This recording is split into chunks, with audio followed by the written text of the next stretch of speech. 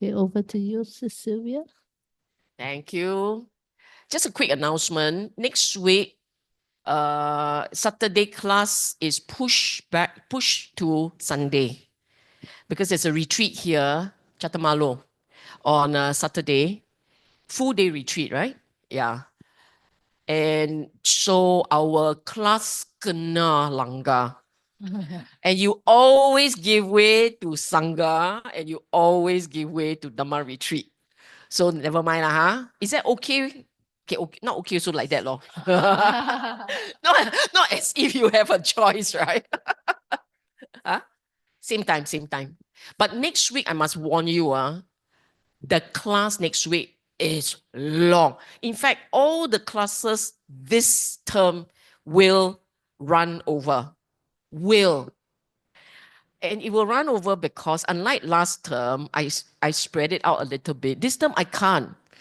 Last year, when I planned this course, the year before when I planned this course, it was planned in this way because of the flow. And I don't want to break the flow. So instead, I'll give you maybe a slightly longer break where your mind can take a breather. It's going to be heavy, lah. So the video will be important. I can guarantee it will be heavy. And people have been like complaining about how heavy, lor. Maybe we should. You want to increase this to one whole half year? Seriously, I don't want. I got a lot of things to do. Okay, so this today will be heavy. Okay, as you can see, we are talking about rewiring mental conditions. So let's begin. Without further ado, we shall begin. Recap first.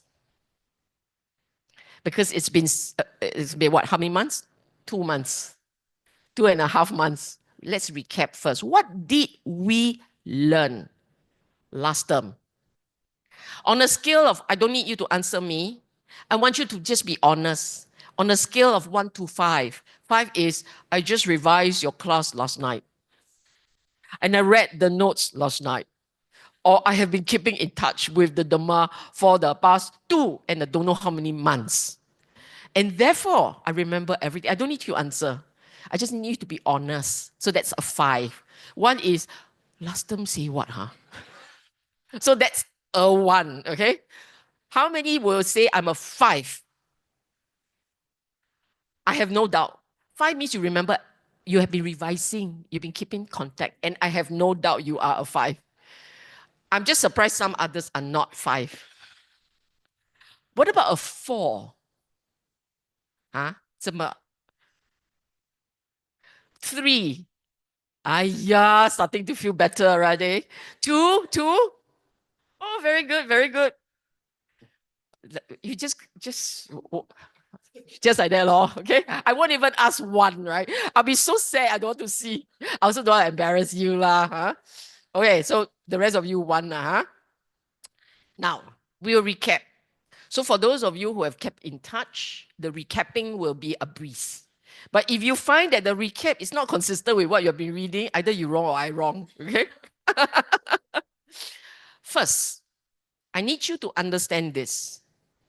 Everywhere, if you look at the Pali Canon, this is very consistent. The Buddha termed his teaching Dhamma Vinaya. Dhamma is teaching. Vinaya is practice.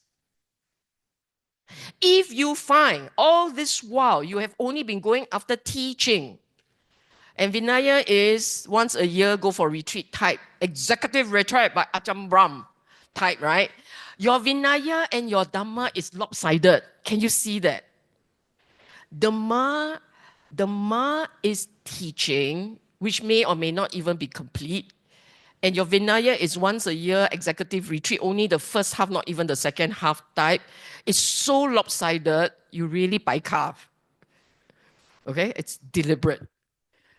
It has to have some correlation. That is how you will remember. Whatever that you learn, you try and recall in your daily life. Recall. Because the practice requires you to recall, which means you must remember. Recall reflect, apply. R-R-A. Ra. Don't laugh so hard. Recall, reflect, apply. That's your bare minimum. If you can do this consistently, recall, reflect, and you try and apply, because you cannot apply what you cannot remember. And you will apply wrongly on what you don't reflect. That's why it's like that. Of course, before that is to hear and listen attentively. But I assume you take the trouble to combust, to burn your Saturday and come here for classes. I assume you are listening. You're paying attention. So that one, my assumption should be correct. But you may not remember. That is why you need to look through the notes. Recall, reflect, apply. Until you apply, you haven't hit Vinaya. The Ma Vinaya. Don't sit down there and say, Vinaya's for the monk. Vinaya is for everybody, except you're not operating by the monk's Vinaya. Vinaya is practice, it's application. Okay? Of course, the monk's Vinaya, because they're going for Arahan, is sikit atas one. Ours, people go by Mercedes-Benz. We go by bicycle. Bicycle. Okay? So like that, lor, what to do. Okay. The last term, we focus on Buddha's teaching on reality. Right? I kept having this word, nature of reality, N-O-R. Okay? And what is Buddha's nature of reality? Tell me. 5 aggregates.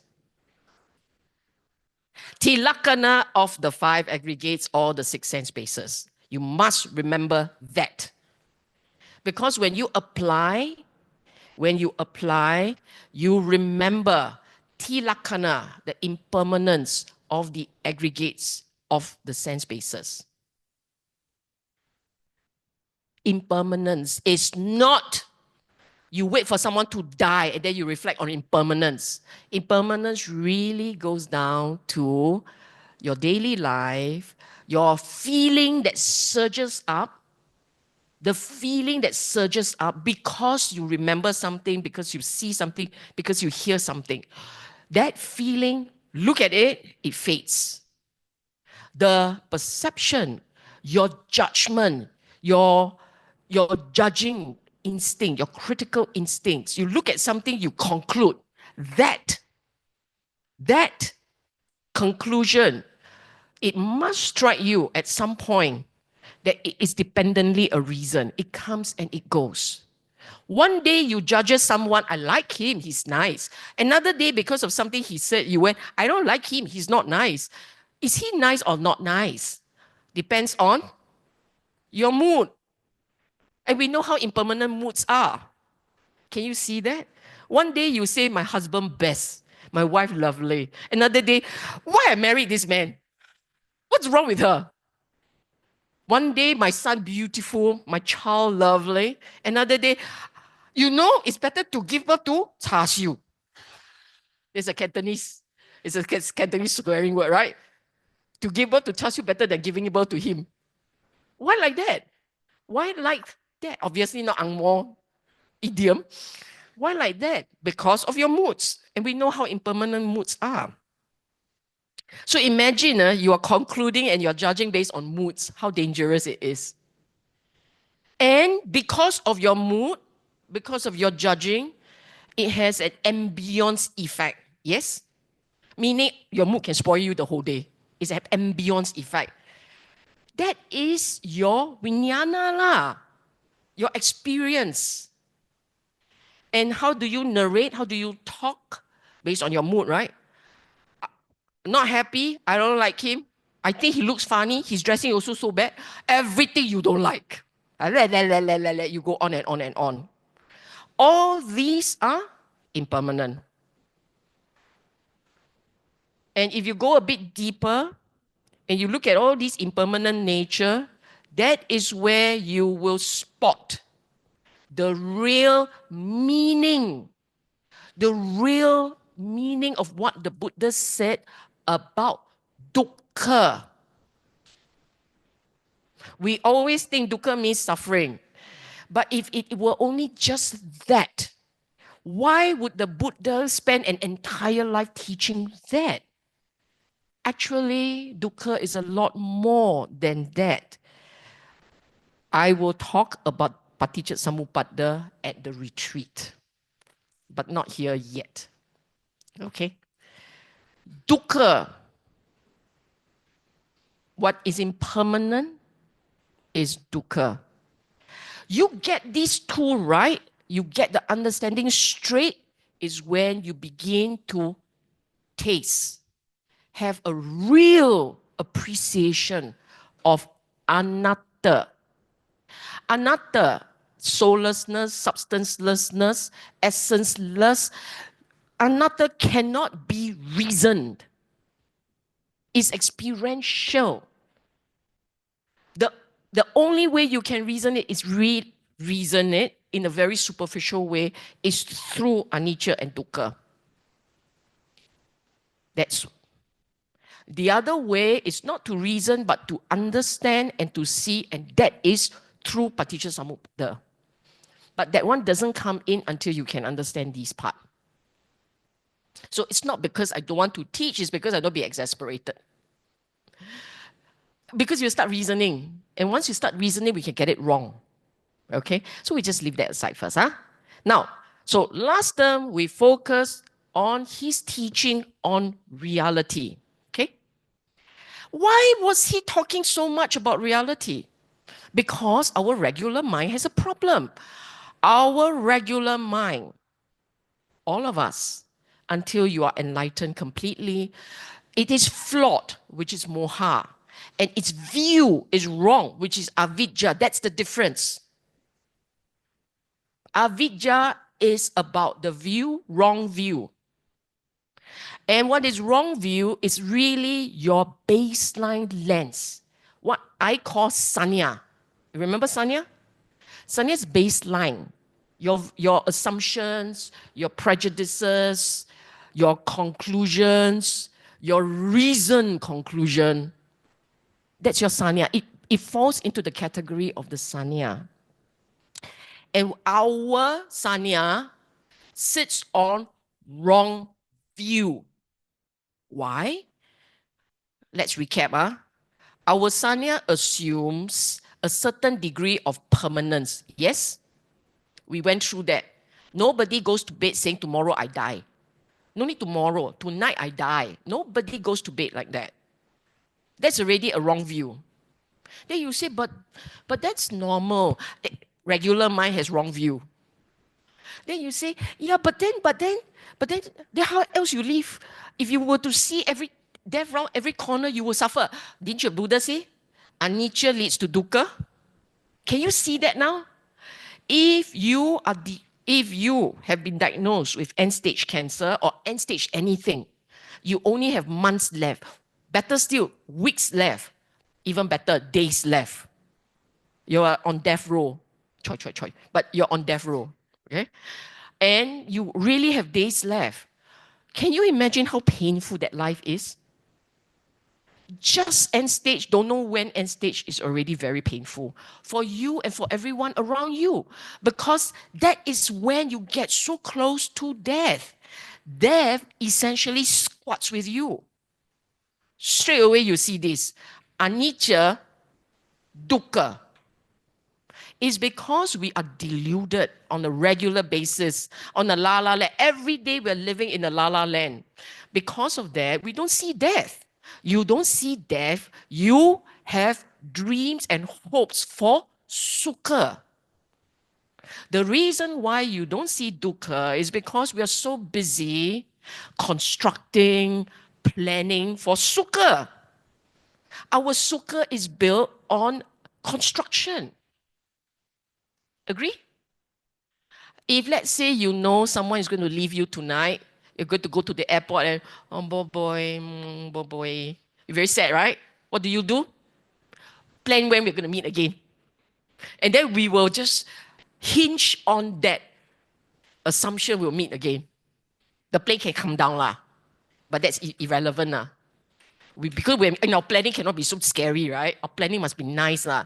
That you will touch down, you have a great life, you will have a big house. So when I visit, I get a nice house to stay. You plan, you plan.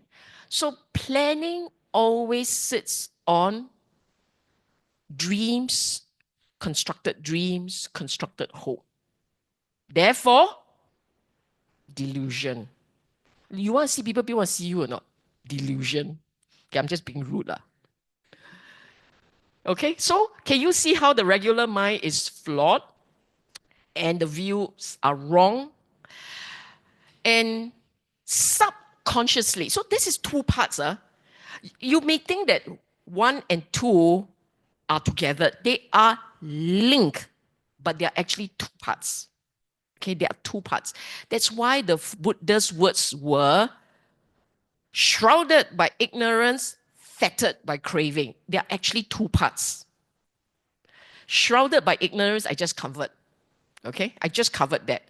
Fettered by craving means we all have, look, the only reason why you are alive is because craving as a driver, as your battery is still there. As my battery, as my driver is still there. So, instinctively, we will have craving. When you have craving, lobha, greed, wanting, when you have that as your instinct, dosa is its partner. These two are conjoined twins. You cannot have one without the other. You say, I don't have craving one, I don't have lobha, but I got dosa. In your la-la land, in your la-la land, you have no lobha. How is it you can have dosa? Anger, ill will. How can you have that without lobha? How does anger come out? Anger always comes out as step 2. Anger comes out because there's something you want and you didn't get. So you pek-tik. What's pek-tik in English? Fed up, irritated, frustrated. You frustrated. Okay? You don't get it, you pek-tik, you frustrated. Then why are all these things keep going on and on? Because of moha. Whenever there is a problem, there's anger, there's agitation, there's craving, there is moha. So therefore, you will need to rewire. That's this term, rewire. Okay? So all this you have done already. That's the last line I need you to remember. Reality, what you experience. Because reality, I know some people say there is a reality out there, but what has that got to do with you? Whatever is happening out there is irrelevant until you internalize it and take ownership of that. What I see. Look, how many of you are here? 40, 50? Okay, let's inflate the number, 70. Okay? Inflate. Now, you only see me, right? Right now I'm talking. You better only be looking at me and not looking at him or her. So in your reality, there's me and talking. The rest don't exist at that point. But they are there. So reality is not relevant to you until it becomes something you own, something you hold, something you pay attention to. You pay attention, that's reality. You don't pay attention, there is no reality. This is the nama rupa, the nama part of it. It's the reality part of it. You pay attention to something. Nama has Vedana, Sanya, Shankara, Passo, Manasikara. Alright? So nama is the part where you are engaging reality. Do you understand? Okay. Not important. Just talking to a couple of fellas who revise themselves. Revise ever so often. Okay. Jokes aside. Reality is therefore dependently a reason. What does it mean? You see, the regular mind has a very powerful delusion. I just throw it at you. The regular mind, our mind, has a very powerful delusion. You know what is it? We think we're in control. We choose what we pay attention to. We choose. We choose how we want to react. You believe that. But the reality is you don't choose what you pay attention to. Your system, whatever it pays attention to, it pays attention to. Then you say, not like that, leh. Sound increases. Eileen cough. Half of you may not hear, the other half heard. Why did the other half heard? For whatever reason, a cough matters to you. Why did the other half didn't hear? For whatever reason, they are not interested in coughing. Do you see what I'm saying? Then why are you interested? Why are you not interested? Based on your experiences. Because of COVID, we see someone in a mask with, Without COVID, you see someone in a mask, you will say, xiao eh. Do you see what I'm saying? It's because of experiences and your takeaway, and given those takeaway, there is a baseline inherent. And this baseline keeps changing depending on your experiences and your takeaway. But your takeaway is based on your experiences based on your takeaway. Can you see now? Dependent origination. Okay, good. Not will. The regular human instinct is to see everything as will. That's the most powerful delusion. It's the most powerful moha. That's moha. Okay? Need a moment to rest. And this is only slide 1. But it's a beautiful slide, isn't it? And this is only slide 1 by you. We haven't started this term yet. But it is an important slide because it concludes last term. It concludes what you have gone through. I give you a moment to rest before we go into this term. Okay? Shall we? Just take 5. I know it's a lot. Just rest. Just for a short while.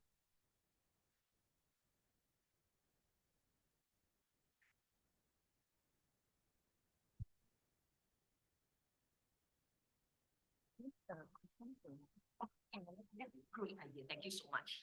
Is it It's good. It's good. Thank you. I'm so glad you're okay now. This is tea for you from Sri Lanka, strawberry flavor. Oh, thank you so much. I'm glad you're okay. Yeah. I put this lie down like that. How's your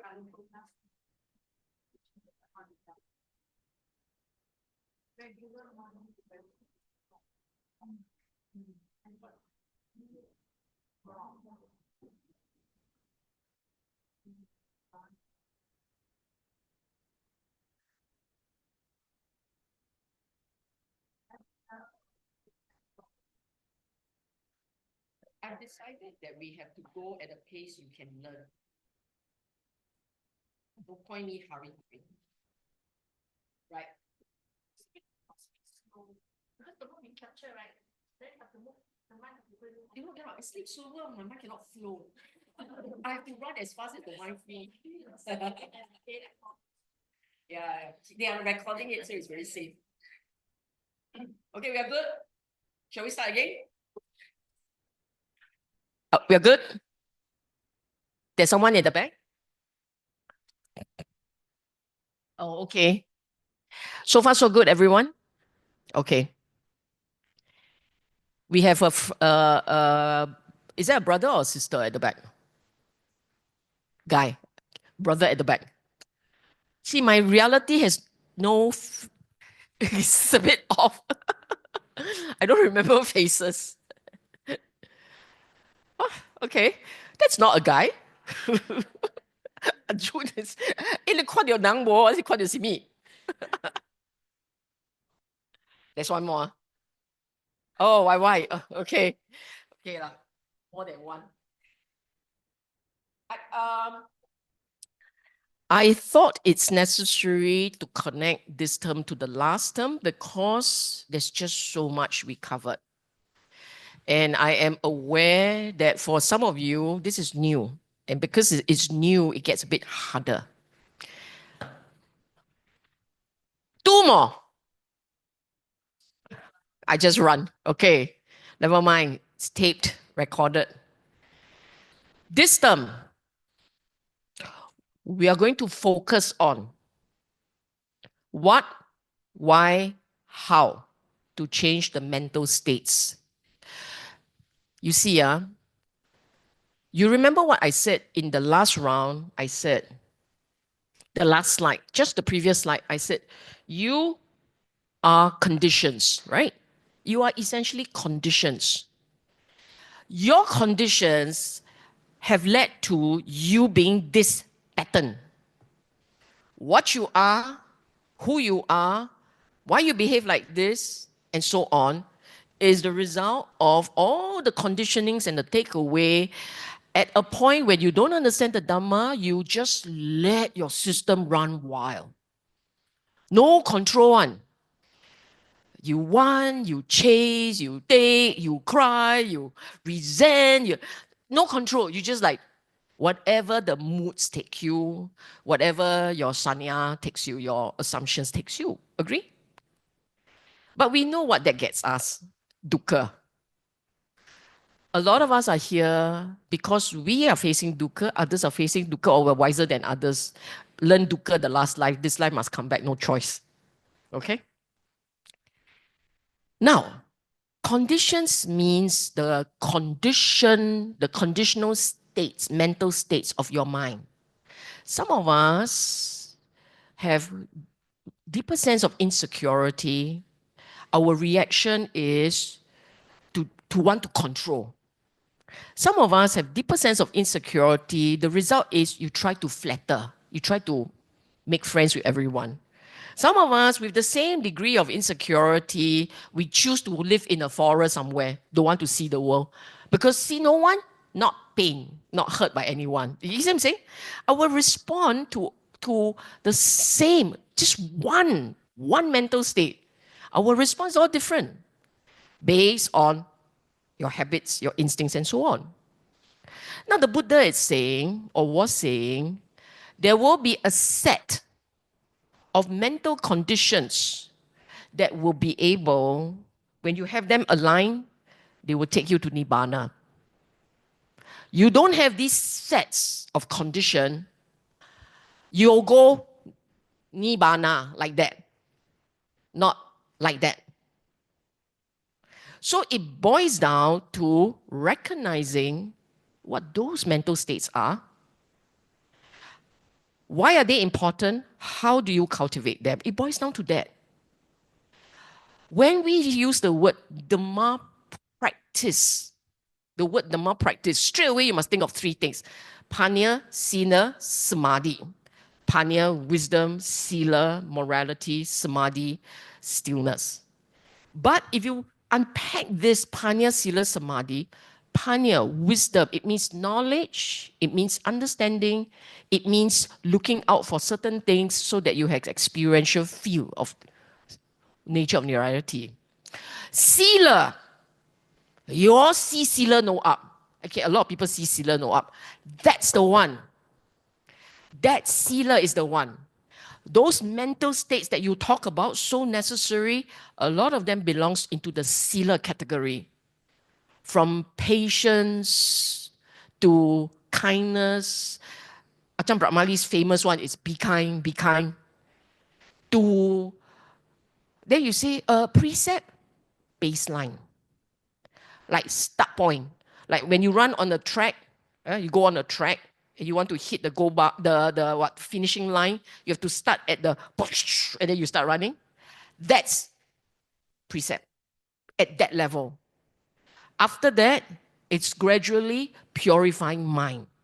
And many of the mental states that the Buddha talks about is to shift the mind towards wholesome, skillful, and kusala. So sila is the important one. And finally, if you can get the sealer, only with sealer can the mind goes quiet. And that's when you start to look at the mind at a much deeper level. Okay?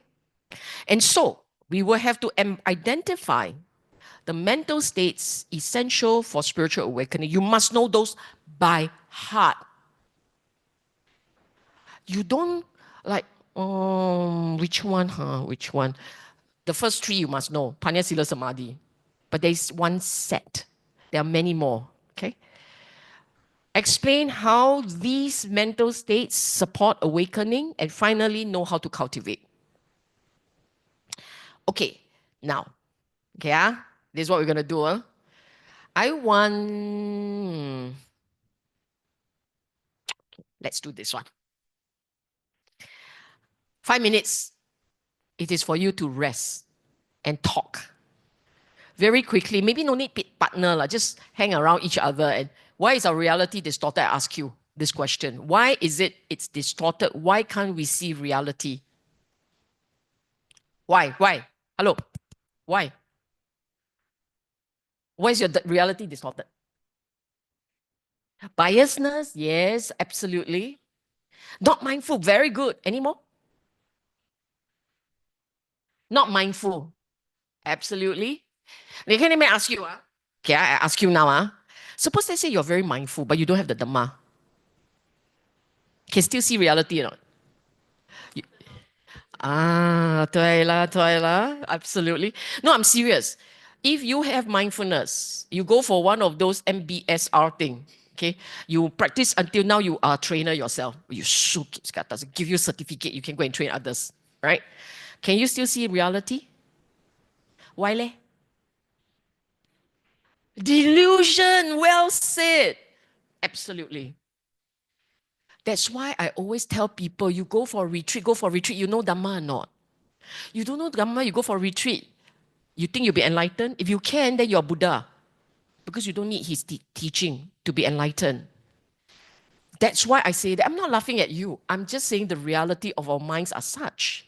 You go for a retreat, you must go for a retreat armed with Dhamma knowledge, so that you have Dhamma knowledge to go for your recollection, reflection, and application. Okay, you need that. Very good. So no need to discuss lah, We save ourselves 3 minutes. This is the reason, hindered by ignorance and fettered by craving. So the mind has habits. It has narratives driven by its akusala habits. And you talk in the way it knows how to talk, which is delusional. Your friend come up to you and say, how my boss so bad, always making me do this thing. Then I cannot go for class. Then what would you say to friend? Resign. Demand your right. Scold your boss. You will not say to your friend, you see whether you can talk nicely to your boss. And not all of us will do that. Some of us will like, hey, sneak behind boss. Just sneak behind. He cannot control you. We talk like that. And what, it's not right or wrong. It's habit. Our instinct is to fight back. If you're not fighting back, we're running away. Fight or flight is built in. The Buddhist instinct is to sit down and contemplate. When people laugh at him, jeer at him, throw stone at him, he just sit there and say, wait 7 days, don't worry. It will all pass. So he deals with conflict with patience and acceptance. And he just let the thing. There was one case where it's Viranjara. Someone invited the whole Sangha, to come and spend their rain retreat at a place. Viranjara, I think. And the guy who invited them, therefore you are obliged to look after them. He forgot. He claimed he forgot. He claimed he had a lot, because later on that was what he said. But he didn't do his job. He didn't support them. So the monks went hungry for 3 months. They starved. And they starved so badly, Mahamoggallana asked the Buddha, should I overturn the earth So at least they can find seeds or roots and they can eat. Then Buddha said, then the all those beings there, how? The worms and the creepy crawlies, how? You overturn, they all die. We just make do lah, leave be lah. So they ate the grains to be fed to horses. Eat animal food. And then they survive. And then they managed to weather the 3 months. And then Buddha went to say goodbye, right? You know, he invited me, you're the host. I said, okay, we're done. Bye-bye. The guy then said, hey, I'm sorry, I'm very busy. You know, well, lay people very busy, no time. All kinds of excuses. The Buddha said, okay, it's all right. You go and read the exchange. It's actually very kind. Very, very kind. He said, it's all right. Don't worry about that. I put it in English lah. And the guy then, I think he was moved. He was very touched. He offered ropes. Yeah. So my point is the Buddha will bear it out. He will just take it. But we don't. Our instinct is to fight or flight. Our instincts are never really to settle. And it's because we have lobha, dosa, moha. That's us. Driven by our instincts. See if this thing sounds familiar. I always give in, then he take me for granted. How? Sounds familiar? Okay lah. I always cannot ask this question. Okay, now I want you to very quickly, this one I want the activity. I want you to describe the characteristic of your daily mind. Your daily mind. What are you like? What are your habits? Find a small group, talk quickly. Go. Don't know your daily habits, you got a problem, huh?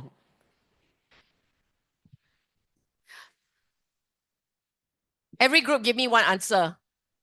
Let's start with the veteran. Planning, very good. Anything else? Planning, recalling, looking for excitement, very good. Anyone else? Multitasking, very good. Anything else? Looking for rest. Oh, want to rest. Yes, true. Anything else? Pleasure here. Pleasure, very good. Anything else? Your regular mind. Daily routine. Autopilot, anybody say that? Autopilot, anything else? Distracted, yeah. Sleepy, jialat. Don't lie, you all know like that, man. 真是的. Okay, yeah. Now, are you aware that you can actually use the Buddha's training frame to understand the mind's characteristics? Are you aware of that? You look at each and every one of the training frame and it's actually training you to be un-you. Did you know that? So by looking at the Buddha's training frames, you will actually very quickly understand your regular mind in a systematic way, not this chapalang all over the place way. Okay?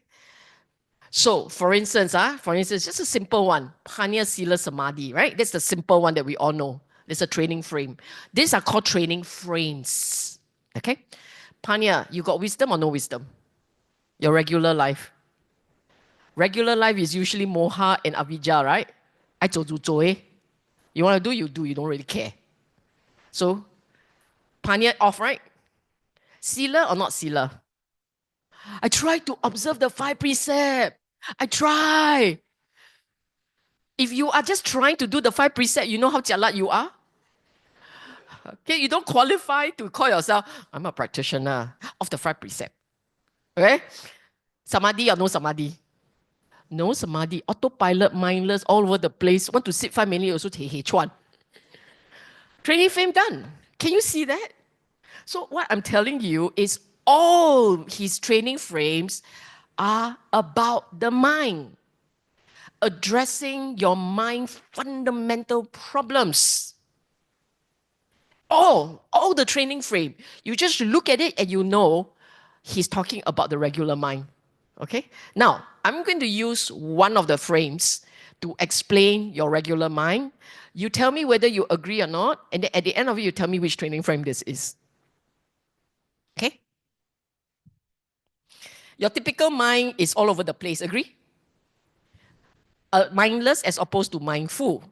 So, the typical mind, we live life on autopilot. Easily distracted by internal, external stimulation. What does it mean?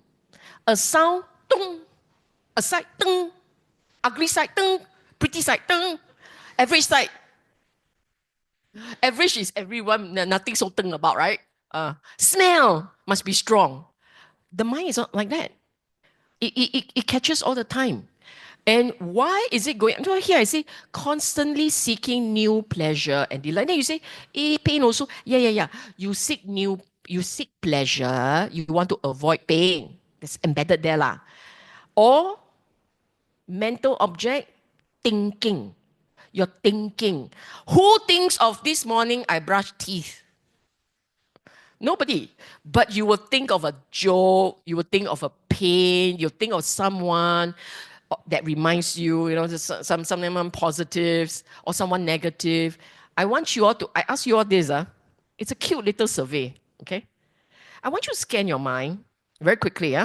Scan your mind. And then you try and recall, especially your husband and wife, lucky best, ask each other. Do you tend to recall good stuff, good time, good things, pleasant ones? Or do you tend to recall bad stuff, bad things, unpleasant, painful ones? Okay? No need to tell me the answer. I want you to know that. Okay? And by that answer, you will know whether you're a happy person or a sad or angry person. If you tend to recall agitation, resentment, she say me, he say me, that kind, it means you're an angry, agitated person. If you tend to recall the projects you are building, the dreams you're achieving, your business expansion, no, it means a lot of loba, gunning for ego. It's building for the future, building my legacy. I should use the word Donald Trump, but yeah.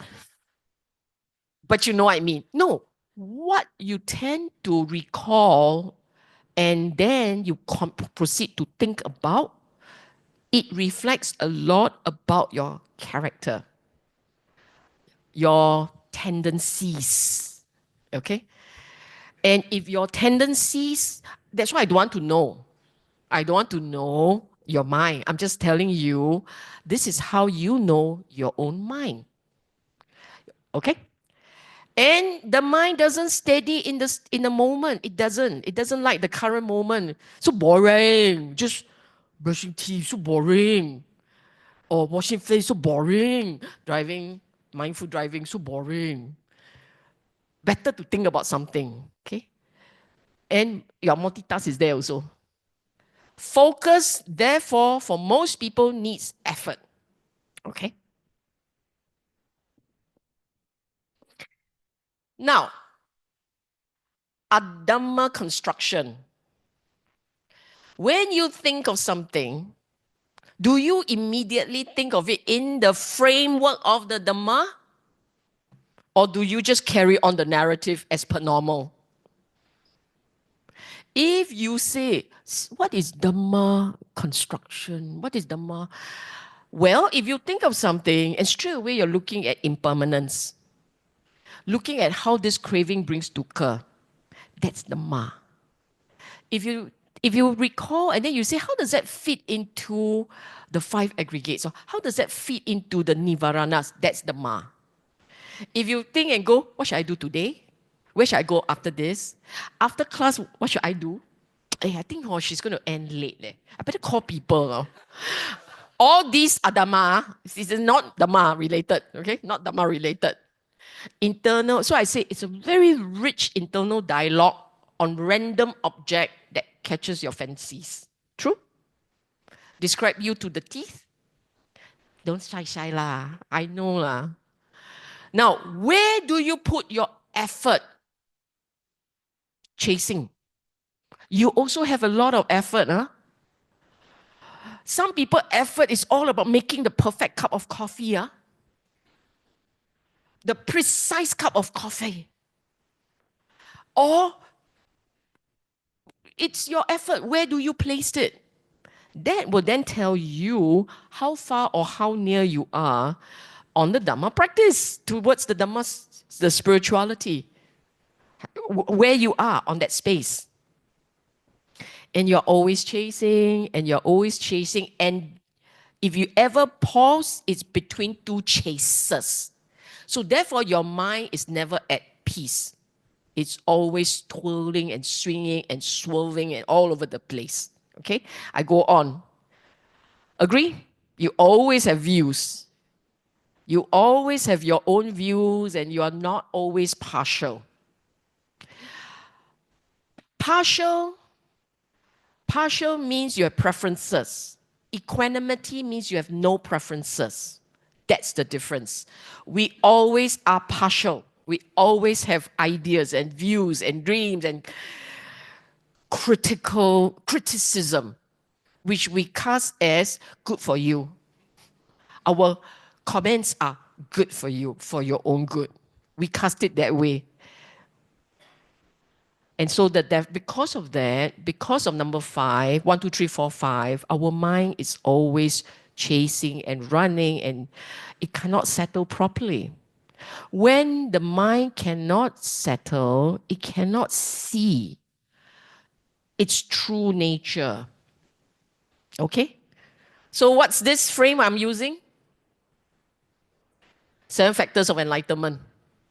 I'm using that frame. All the words are there also, right? Equanimity and the more investigation, like hint. Now, I want you to pay attention to these 3 bottles. Okay?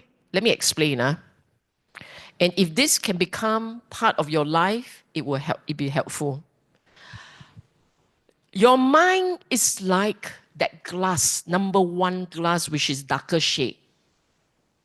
And all the time you are shaking it. The regular person keeps shaking his glass. And so whatever is there keep calling all over the place. It cannot settle. You didn't let be. So when we talk about nekkhamma, right view, right sankappa, okay?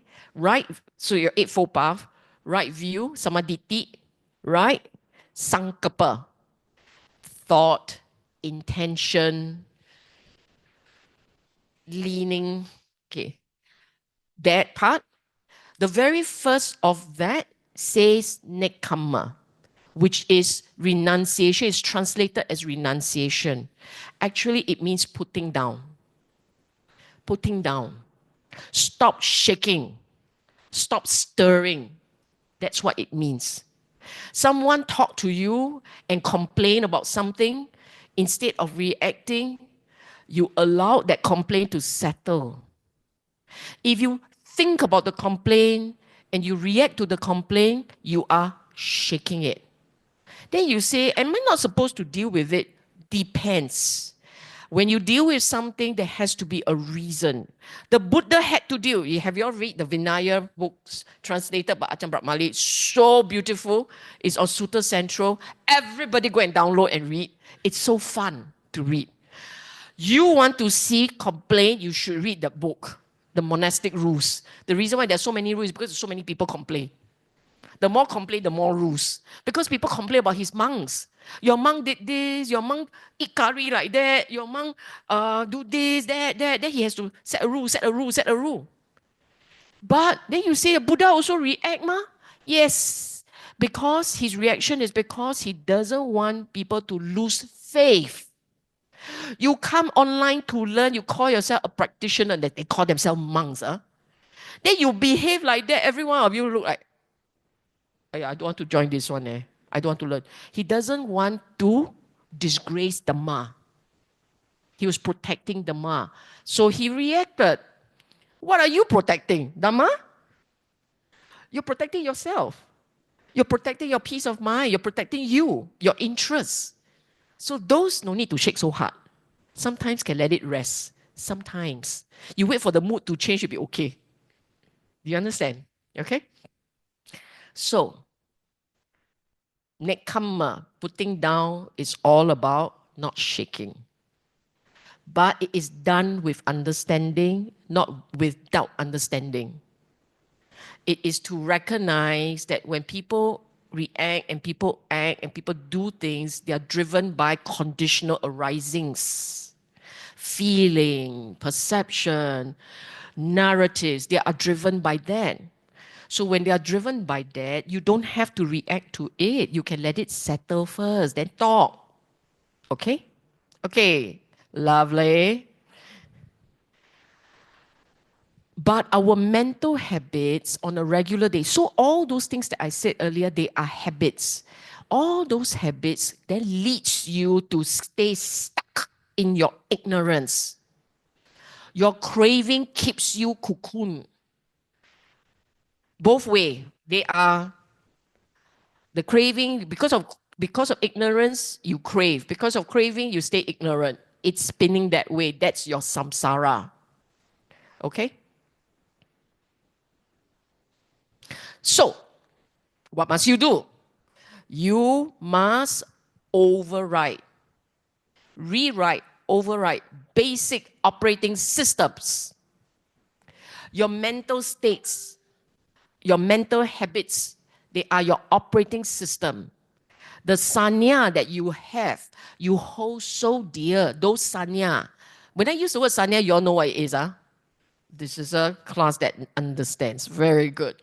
Your sanya has to be overwritten. You have to override that sanya, the operating system. Okay? And all the frameworks that he had, whether it's Eightfold Path, 7 factors of enlightenment, 5 indriyas, faculties, foundations of mindfulness, they are all framework to override your operating system. Okay? That's why it says you are most familiar with the Eightfold Path, but it's not the only one. There are all the others. Okay? Heave a sigh, take a break.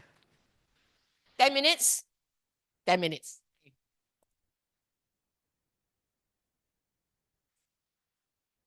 Ayah, did Acha give you the dates? We're going to put a vote next week, huh? Ah, Did he give you the dates? Chai, is it? Ah, No, he didn't. June, the dates, he didn't send it to her? No, you give me the 3 dates. I will announce the 3 dates. But I don't want so many days. I'm going to tweak it. Yeah.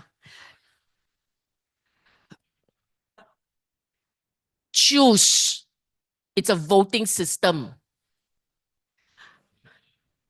Wait. Just give it to me. Yeah. When do we start again?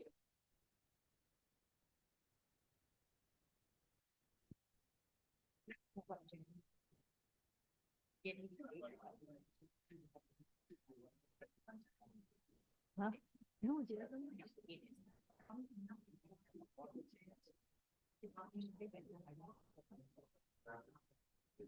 It's okay.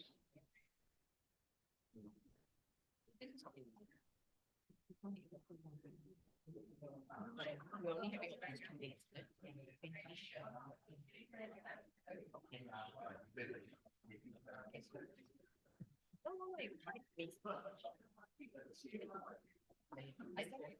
Send it to Eileen. So she can announce. Yeah. Send it to Eileen. Okay. Are we ready to go? Are we still waiting for anyone? Okay, so far so good. It's not that difficult. But you will need to read the notes yourself. The big ones that I wanted to emphasize, I will keep repeating. But there will be some slides, because the slides are given to you. You're serious about the practice, you will go back and look at it again. Yeah? And you can go back, you need to internalize it. you need to internalize what's the broad ideas. You cannot remember. This is 20, 30 years of practice and learning. And so it's not easy to remember everything. But the slides are given to you. You can go and read it. Okay, shall we begin? Okay. Okay, let's go. They are called Bodhipakkhiya Dhamma, factors for enlightenment. Factors for enlightenment, okay? Qualities, Dhamma, conducive or related to awakening and understanding. So therefore, these are mental qualities, mental states that you want to cultivate. Some of you think that all you need is meditation. Meditation is just one of the mental states. And meditation, samadhi, I usually don't like to use the word meditation. I use the word samadhi. Because meditation has a certain connotation, and I don't think that the connotations are accurate. Because when I use the word meditation, you all got your own ideas. I cannot control those ideas. So I prefer to use the word samadhi. Stillness, a quiet mind. A mind that becomes steady. Okay, not shaking all the time. It's steady mind. Okay, and the Buddha, because he was dealing with all kinds of people, and people have different strengths and different leanings, different habits, different sets of habits, because they are different. And the result is, when he was tackling them individually, he had to give them ideas. What is the frame relevant and useful for you specifically may not be as useful for this other person. So the result is, over a lifetime, he had come up with 7 frames, 7 sets. I believe they are not meant to be sequential. I repeat, this is my belief. And the reason is because when you go into his Nikaya, especially Samyutta Nikaya, in this class, I will not repeat. You don't know, you check. Because we've gone through this before, okay? In the Samyutta Nikaya, he had told individual, you have this 5, you're good to go. You have this 4, you will realize. You have this 4, this is good enough. You have this 7, you will realize. You see what I'm saying? So actually, each of them as a package, they must come as a package. The 7 set, each set is a package.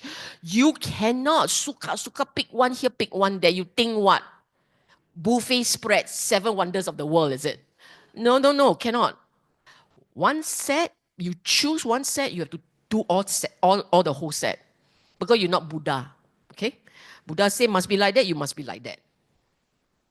Okay, now, you read Nikaya, Samyutta, 5th division, a group of linked discourses on the path. Each of the 7 chapters are linked, devoted to one of the Bodhipakkhiya Dhamma. Okay? So my belief is, over the 40 plus years, he came up with different formula, different framework. Okay, now, the 7th set. Some people will say, this 7th set, Jun Mo Jun. It has been mentioned in different places, and it is usually the later part of his life. These things are mentioned. First set, memorize them. 7 only, not difficult. As in the 7th set. Then when you go into the 7th set, you can start memorizing each set, if you want to, okay?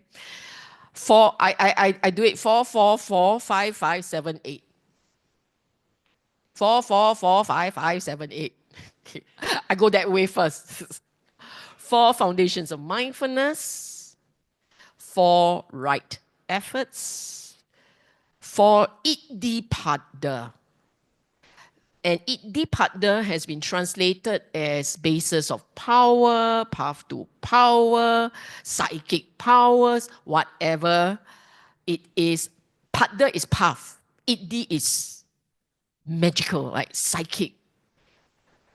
And that's why it's translated as path to psychic power, but it's not. Actually, it's like miraculous. It's maybe not miraculous, bad. It's not great.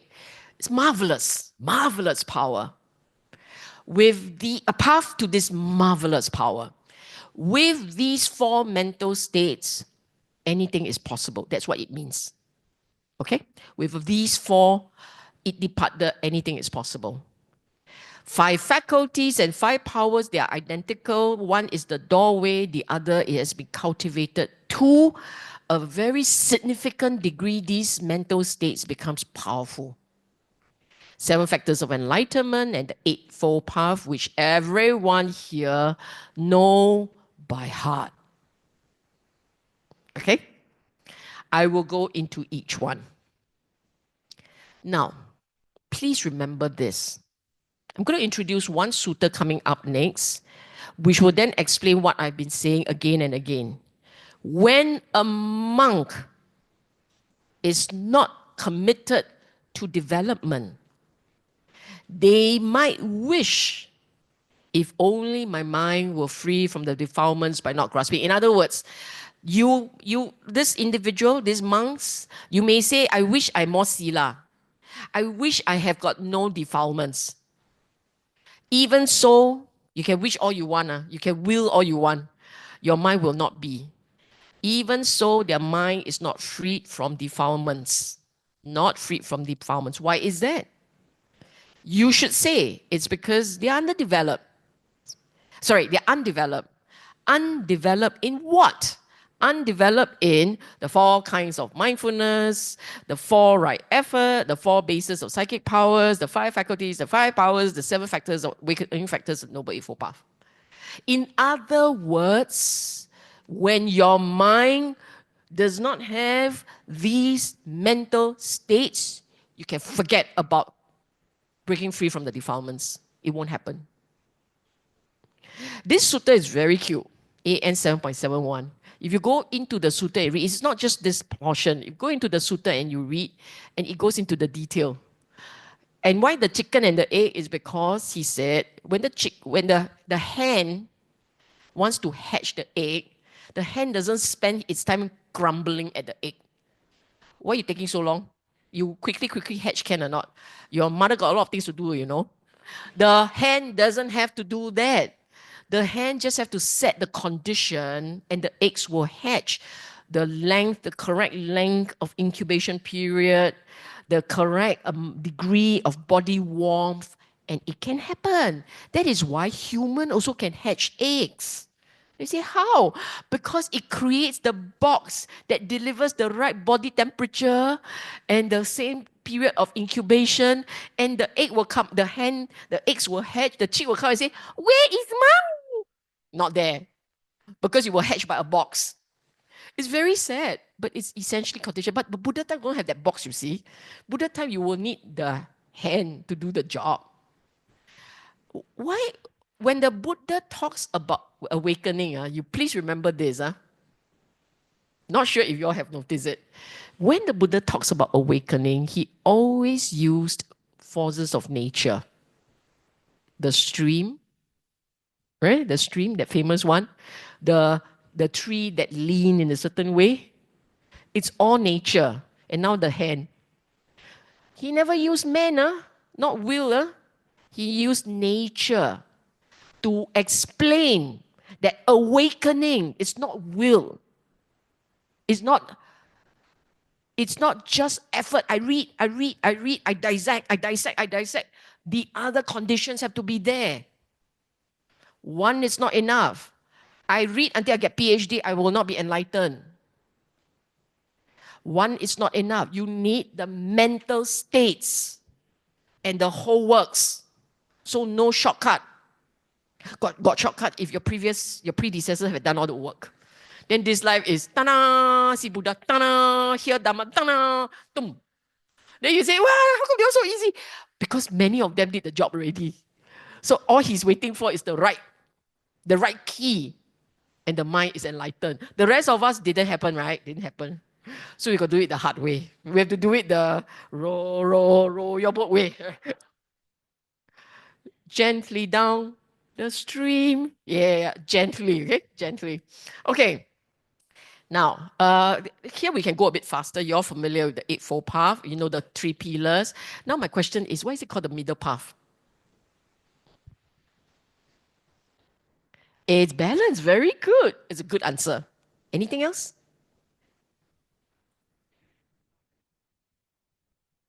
Very good. Can say it like that.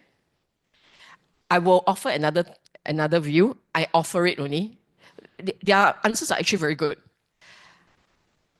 Could it be that the regular mind, the regular person has certain habits? And our regular person habits is either it's called you let go and you enjoy, or you nge lai. Right?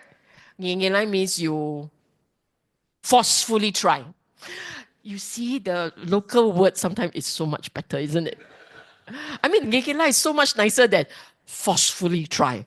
Okay, but anyhow, you get the idea. It's the regular mind. Remember, the Buddhist framework is always to address the regular mind's habit. So you want to understand the Dhamma, you have to start by understanding your own habits. And the two extreme, you will try and delay and you block and you deny and you slap yourself. You know, like you want to sit and you meditate, right? You want to sit and you meditate, and half the time you're falling asleep.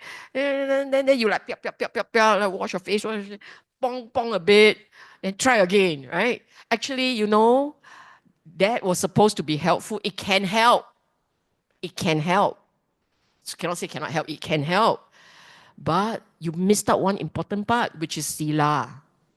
You got to build the sila in spades.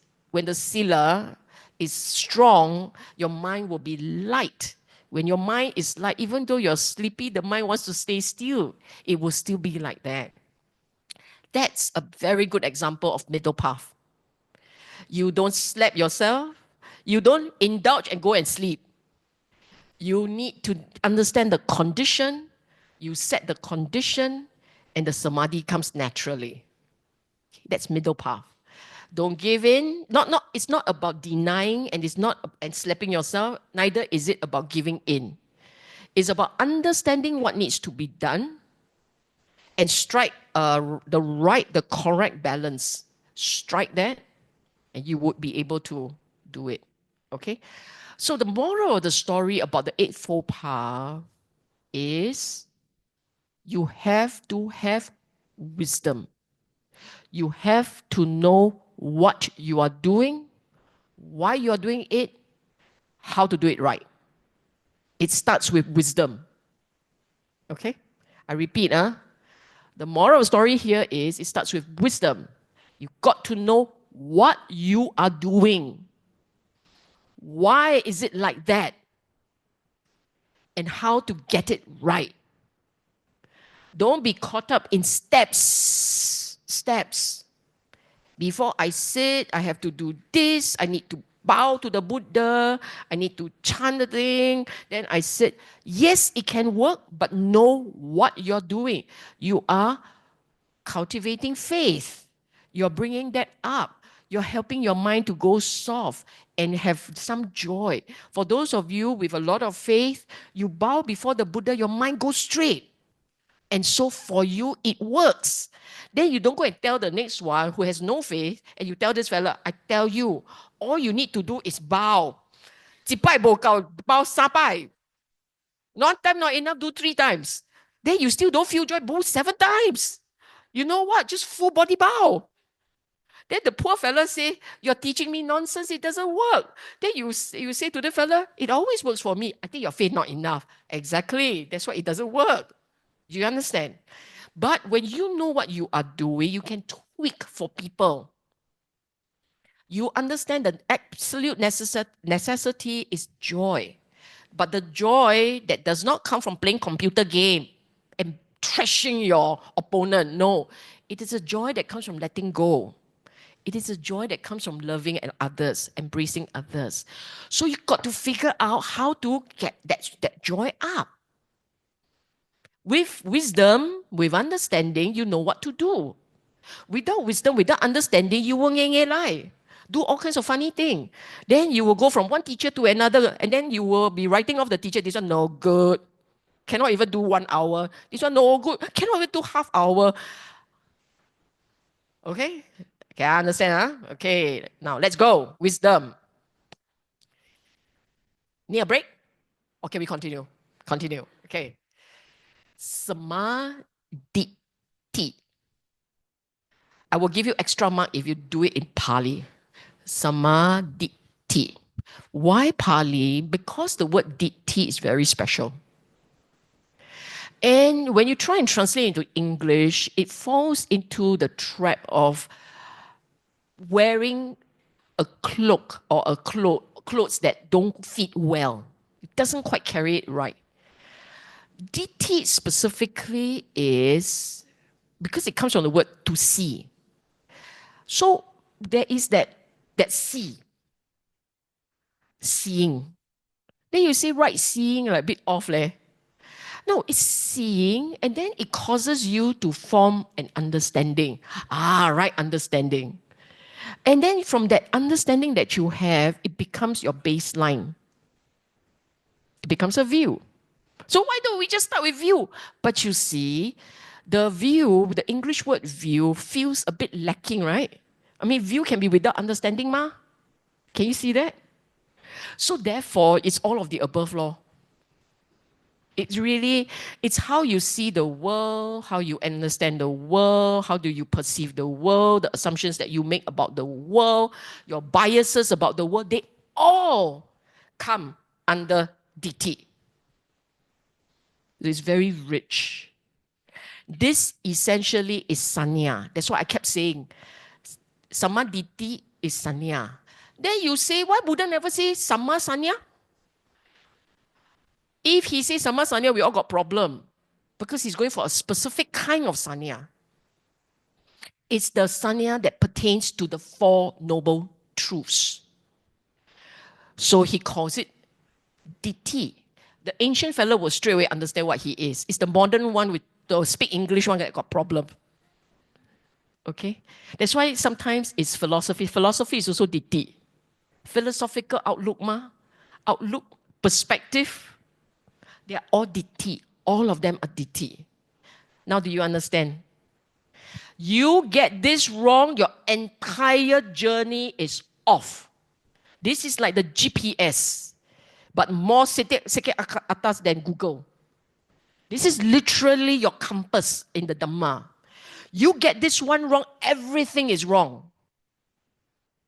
But there's only one critical pillar there. It's called the Four Noble Truths.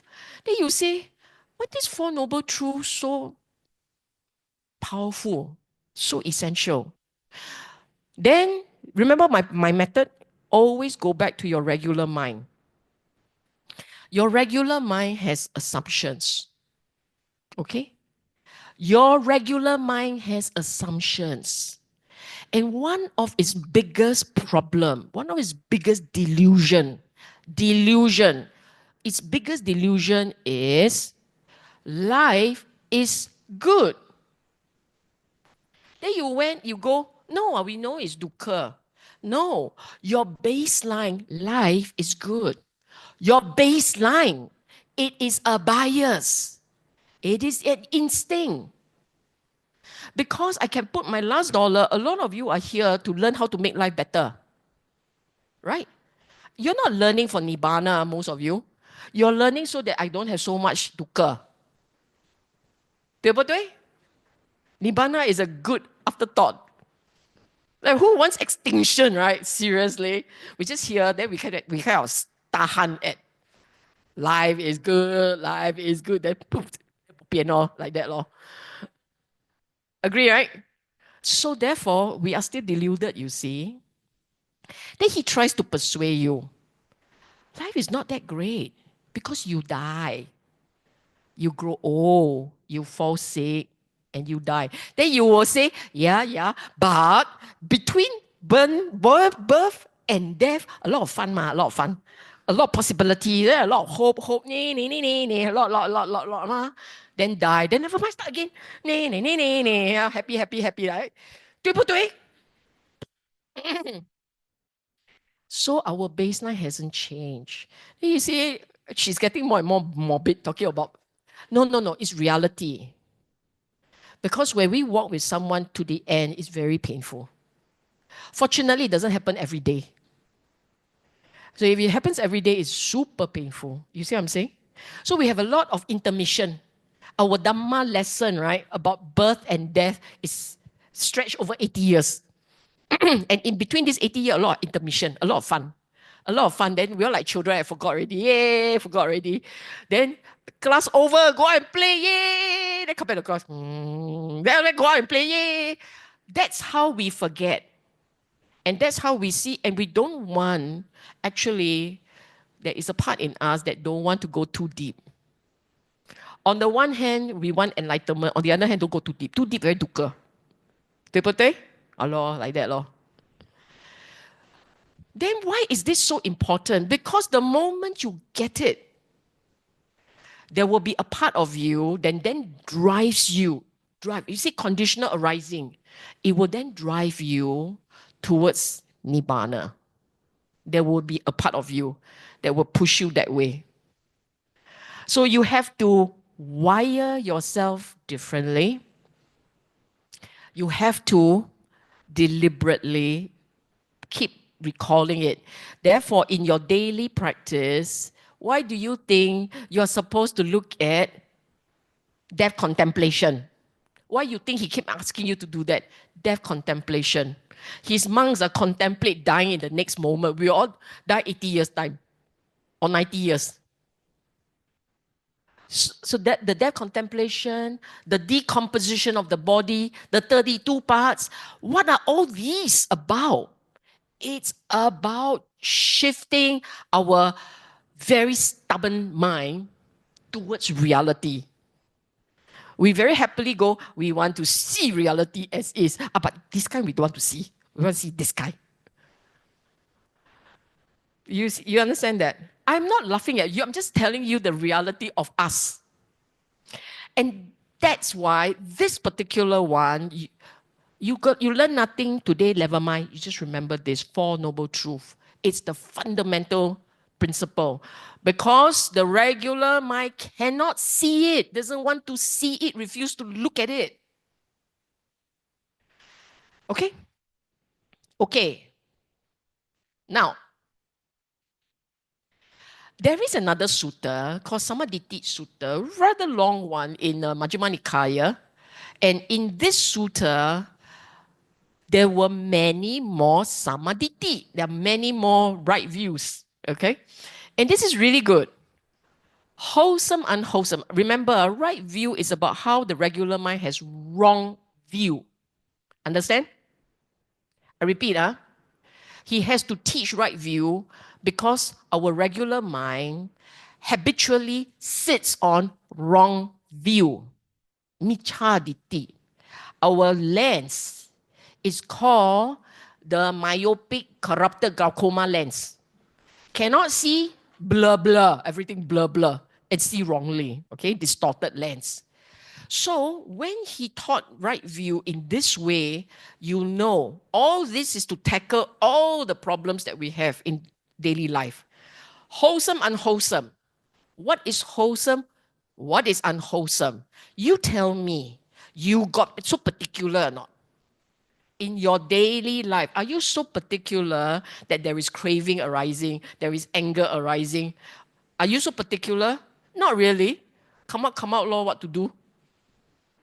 Then I just hold my tongue, don't say lah. That's called practice. No, not bad. That's good. Then on the bad days, I just don't feel so good. I just whack lah. Give in lah. So what does it mean by the correct view on the right view on wholesome, unwholesome? Know it well lean into them well, incorporate them into your life well. Not good enough to know and then bo chap. Must know and then apply. Then 4 nutriments.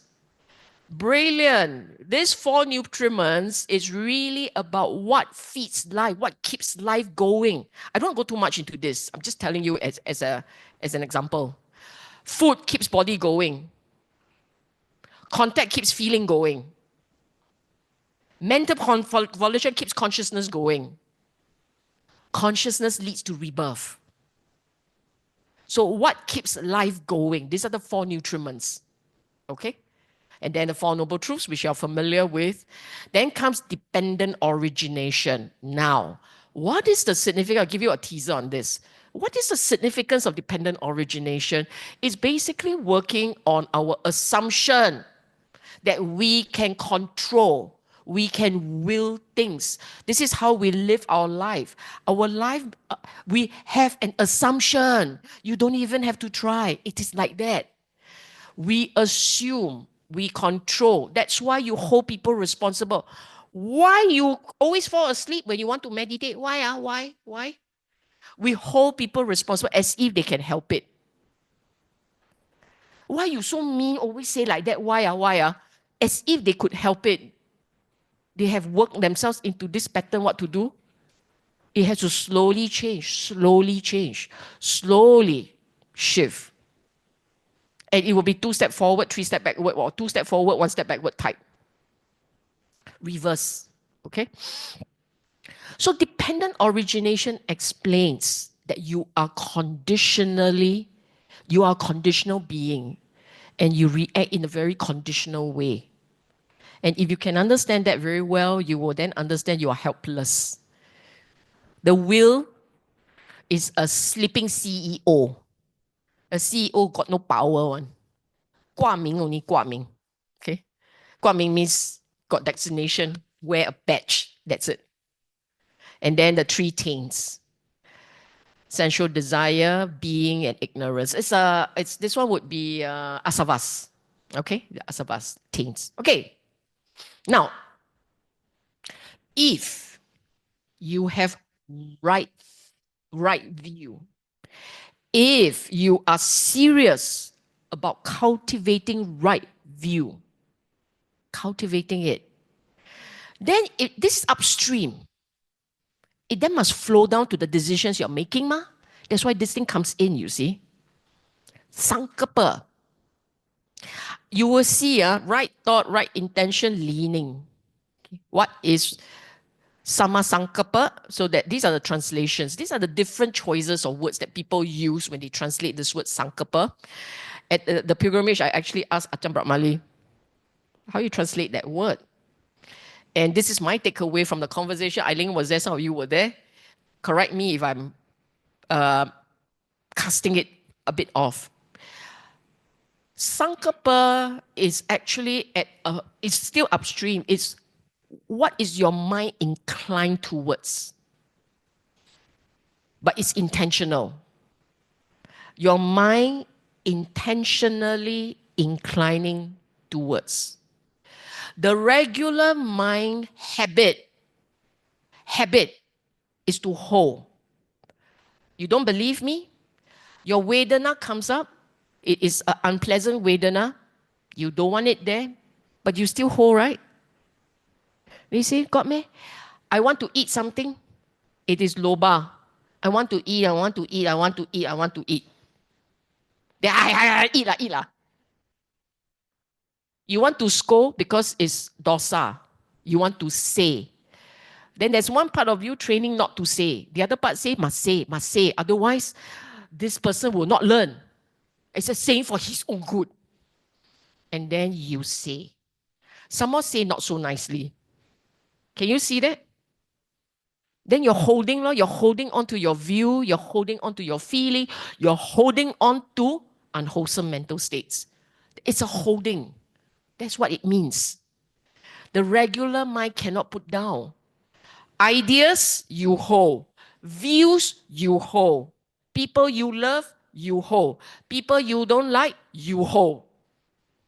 You're holding on to what? Your body, your feeling, your perception, your narratives, consciousness. You hold. If you don't hold, what it would look like is this. Oh, Vedana. Oh, Sanya. Don't deal with it. Don't engage. Just watch it come up. Watch it fade away. Yeah, fade away. That's Dhamma. Do you understand what I'm saying? The practice is very different. Our regular mind, not mindful enough, we will chase. Mindful enough, we stop. Stop already, the mind still chase. Because there's a part that says, I want.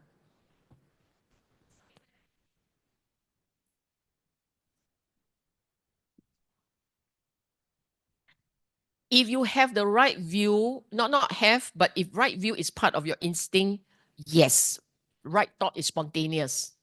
But if right view is not part of your instinct, which is not so for all of us, because it's not our instinct, it's not our baseline, then the mind will want to go. I know I'm speaking from experience. I'm speaking from experience. How many years have I been teaching this? I can still see myself going, leaning in the leaning to hold. I have to tell myself, put it down. Put it down. So that tells me the right view is not finished yet. It's still working. It's still 做工, not retired yet. Do you understand? But over time, you begin to see a pattern emerging in you. If you are very serious about the training, you will see a pattern emerging. More and more things you don't hold. The things that you want to hold, your views, your feelings, it gets less and less. It will come a time when the only thing you'll be holding on to is the Dhamma.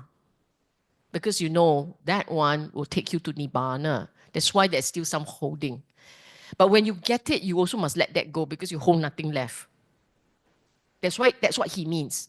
The holding must be holding to the wholesome, holding to the practice, holding to a condition that will help you to grow. So I hold on to the faith. I hold on to sila. Those are good things to hold. I hold on to the idea that I must cultivate chaga, generosity. So even when it hurts, you will say, but this is part of practice, I will do it. Do you understand? Hold on to the wholesome, hold on to the beneficial. It will take you closer to Nibbana. You hold on to your ideas, you hold on to your views, your values, which are wrong, that they're not helpful. Then they will drag you in the opposite direction. That's all. I know it's getting a bit heavy. So that's an easy one. Letting go. Because if you can do part 1, 2, and 3 is not a problem. You get angry, you have ill will. Why? Because you're holding on to something. If you can put it down and let it go, would you still have ill will? And would you still have a Weya Padda ill will? You won't. And no one is cruel without ill will. You are cruel, you're mean. You want to hurt. Vihimsa, to hurt someone, to cause pain, to be cruel. That happens only when you're angry. Assuming you're not perverted, but just evil, right? You're evil. Evil incarnate. Then, no, I'm very happy to hurt people. That one, I'm not talking about you. I'm talking about the regular person. The regular person does not go out of his way to cause pain. Agree? Only a psychopath does that. But I've got a biological problem. Okay? Okay. You need a break? Wait, let me just see. Break coming up. Okay. Sila is straightforward. Okay, Eightfold Path Sila, right speech, right action, right livelihood. That's straightforward. Samadhi. Okay. I don't want to go into too much details because we will be talking about Samadhi quite a bit in other lecture. 2 other lectures we'll be talking about right Samadhi. So no need to talk about this. I just want to draw your attention to one thing. We always talk about the Eightfold Path. But at some point, the Buddha actually calls it the Tenfold Path, much later on. Because once you get it, once the Eightfold Path is your stream, once it is a part of your instinct and habits, you will begin to have right knowledge, not book knowledge. Then you may say, that come to your class, am I learning right knowledge? Yes, but you don't know yet. They're not part of your habits and instincts. You don't understand. You are now at the stage where I call you're trying to remember. And I'm not making it easy for you. So there was one part of you will grumble. How am I supposed to remember 100 things? Then you go on and on. Yes, I'm sorry, but it is like that, okay? So there will be right knowledge. It's called samanyana. This knowledge is experiential. This particular knowledge, samanyana, is not book knowledge. It's experiential knowledge, and it's the correct one you will have. So for those of you who have gone for retreats and spent time meditating and reflecting, one fine day, you realize, Vedana indeed comes and go. It is impermanent. At that point, you have samanyana. At that point, it dawns on you, all my daily experiences impermanent. At that point, you have samanyana. Okay? Right knowledge, right insight. And if you have the right knowledge, automatically you will smile, you will laugh, you will have joy. At that moment, samadhi, vimutti, release. What I mean by this release, you were originally, you feel helpless, you feel anchored. I don't understand the Dhamma.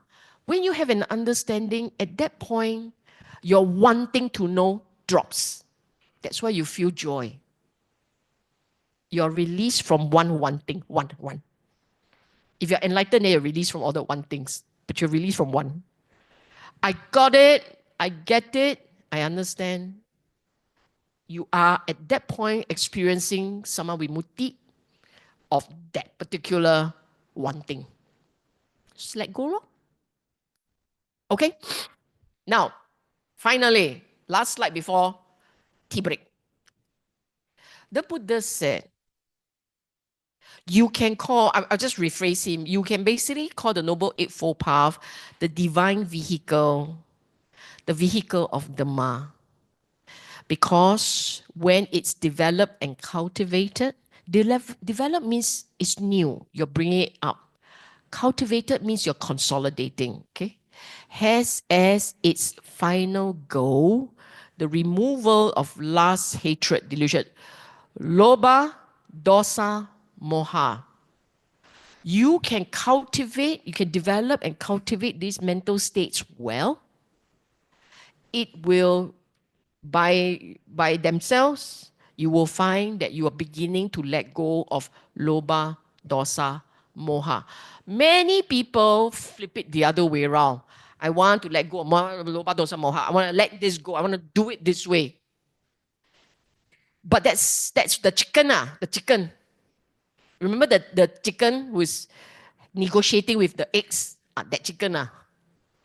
You want to be the chicken who knows how your KPI very good. You know what to do and you do it right. That chicken, all you need to do just devote the time and the effort to do the right thing, the right cultivation for yourself. Okay?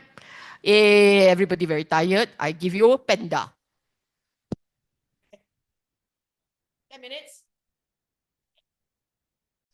Now, onwards, it's not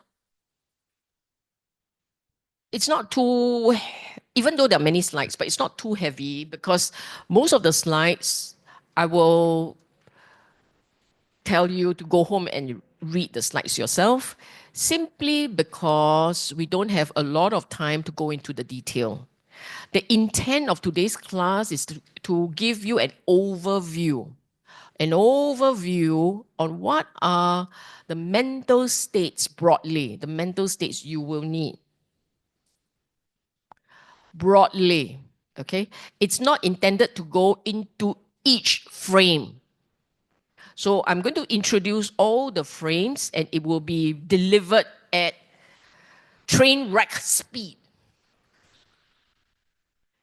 But I may pause in a while to point out some things to you, because when you read the sutta, just make sure you go into a little bit of detail. You read it more carefully. Okay, everyone here? We can start? How come there's so many cushions on the floor? Okay, we'll start. Now, 4 foundations. If you recall the framework, the first one that says 4, 4, 4, 5, 5, 6, 7, 8, right? The first one says 4 foundations of mindfulness. The sutta specifically is actually MN9, I think, or 10, 10, 10, 10, MN10, Mahasatipatthana Sutta. But go into Samyutta Nikaya 47, you will have, because 47 is a chapter, there are quite a few of those verses. I just picked one of those, okay? No, actually this one is from MN10, Mahasatipatthana Sutta. And in that sutta, if you want to go into detail, go and look at MN10. I will cover this in more detail when I'm doing sati. Okay? Subsequent lectures, there will be one class on sati, samadhi sati. In that class, I will go into detail for foundations of mindfulness. So over here, just know this: mindfulness on body, feeling, mind, and the Dhamma. Dhamma is mental states. It's a whole bunch of mental states. That's all. See? Very fast. Next. Okay. Very fast one, very fast. 4 right effort. Now I pause a little bit, go a bit slower. Most people will only be focusing on avoid the evil. If it's not there, if it's there, abandon it. Then you must cultivate the wholesome mental state. If it's not there, if it's there, you must proliferate. So they call it pack, prevent, abandon, cultivate, and keep. But that's not what I'm going to focus on. All the underlying words. Because this is effort. Effort means you need to generate. So the Buddha said, generate desire. You got generate desire or not? To prevent the akusala. You didn't even generate. You only want to like get rid of it, get rid of it, get rid of it. So there must be a part of you, your start point to do this right, your start point is, I want to be wholesome. I want not to have akusala as illegal squatters in my mind. I don't want it. I want them not to be there. So that is why that's how it will work. You don't generate desire, you expect your mind to hear you. Chokang, you are going to work. Then make sure no akusala there. You have to want that to happen. Okay? And this is the kicker. This is the one where people actually forget. So it's very specific. I want akusala not to be there. I want to make sure I keep the mind wholesome. Generate desire. Then, after you have generated the desire, you got to make effort because it can come in. If the effort is not strong enough, you must arouse. Applying the mind means paying attention. I pay attention to akusala not being there. Actually, that's what it means. So, I like to ask people this question. When you were suddenly hit by mindfulness, is your mind wholesome, unwholesome? Then you went, your mindfulness is not unwholesome, unwholesome. You must straight away know. Therefore, you have to be sensitive. You have to build sensitivity to wholesome, unwholesome. So you generate desire, you build sensitivity, so that you will catch when it happens. Your mindfulness should not be mindful, just mindful. That one is the lay person, the secular one, the one that you pay $800 to go for class that time. Okay. The Buddha one is free on the house. Okay. The Buddha one is should be free on the house. And that one is really mindful of the unwholesome. Nivaranas. Mindful that your mind is wholesome. Okay? So if you have mindfulness, at any one time mindful comes, you must quickly look wholesome, unwholesome. That should be your habit. Then, wholesome. Right, do wholesome. Then unwholesome, jialat. How come your practice so bad? Quickly start doing some house eviction. So then it goes into the details, okay? It should be unwholesome, not even there. If unwholesome is there, it means you fail already. Your first round got defeated. Quickly go second round. Whatever is there, get rid of it. And it's not easy. It's not easy. Some people, by nature, very distraught, very angry, very stressed by nature. Actually, not by nature, it's by condition. Your work, your lack of understanding, your moha, the result of which is you are now tackling stress. And when you're tackling stress, it's very unpleasant. That is why your mind perpetually in a state of unpleasant. If that is the case, one of you very sharp would ask me this question, but if that's the case, what should I do? You go straight into number 3 and 4. It is not sequence. You don't have 1 and 2, you whack 3 and 4 proper, which means you cultivate wholesome mental states in your daily life as a habit. When you can cultivate that as a habit, 1 and 2 won't happen. So people may think that we cannot do 1, then 2, then 3, then 4. No. They are all together. In this particular situation, you go straight for 4 as a normal habit. Keep means what? Proliferate means what? It should be your baseline. Your baseline should have metta. Your baseline should be light. Your baseline should have chaga, generosity. Your baseline should have faith, saddha. Your baseline should have the dhamma. If that's your baseline, your mindfulness will be steady. As long as there is wholesome mental state, mindfulness is steady. Then you say, I quite chaga one, but my mindfulness not steady. Your chaga is 骗价, fake, contrite. Okay? Not good enough, not sharp enough. You don't believe me? Test it. Have your mind in a constant state of metta. If your mind is in a constant state of metta, at every one time the mindfulness surge up, which will be very often, if your mind is always metta, in every hour on the hour, you will constantly go back to awareness, constantly. And when you're back in awareness, it's like, what do I do next? That's where you must come for DFC and build Dhamma. Because the mind will then lean towards the Dhamma. It's a natural state. If your natural state is wholesome, sati is it's habit. If your natural state is you're stuck at 1 and 2, if your natural state is stuck at 1 and 2, that's why your sati is all over the place. Do you understand? I'm telling you nature. That is how the mind works. If your natural state has a lot of metta, has a lot of compassion, as a natural state, your sati is more natural. It's automatic. Your sati is automatic, the samadhi is a breeze.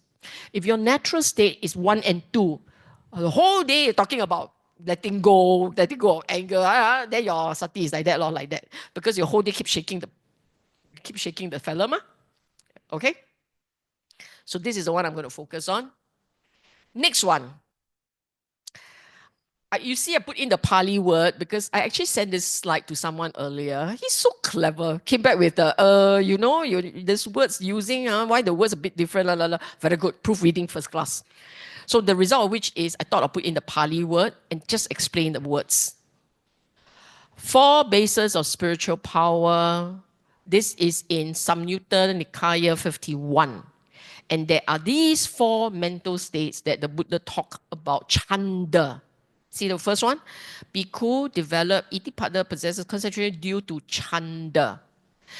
The word's very cheap, it's very convoluted. Basically, your basic state has a desire for practice.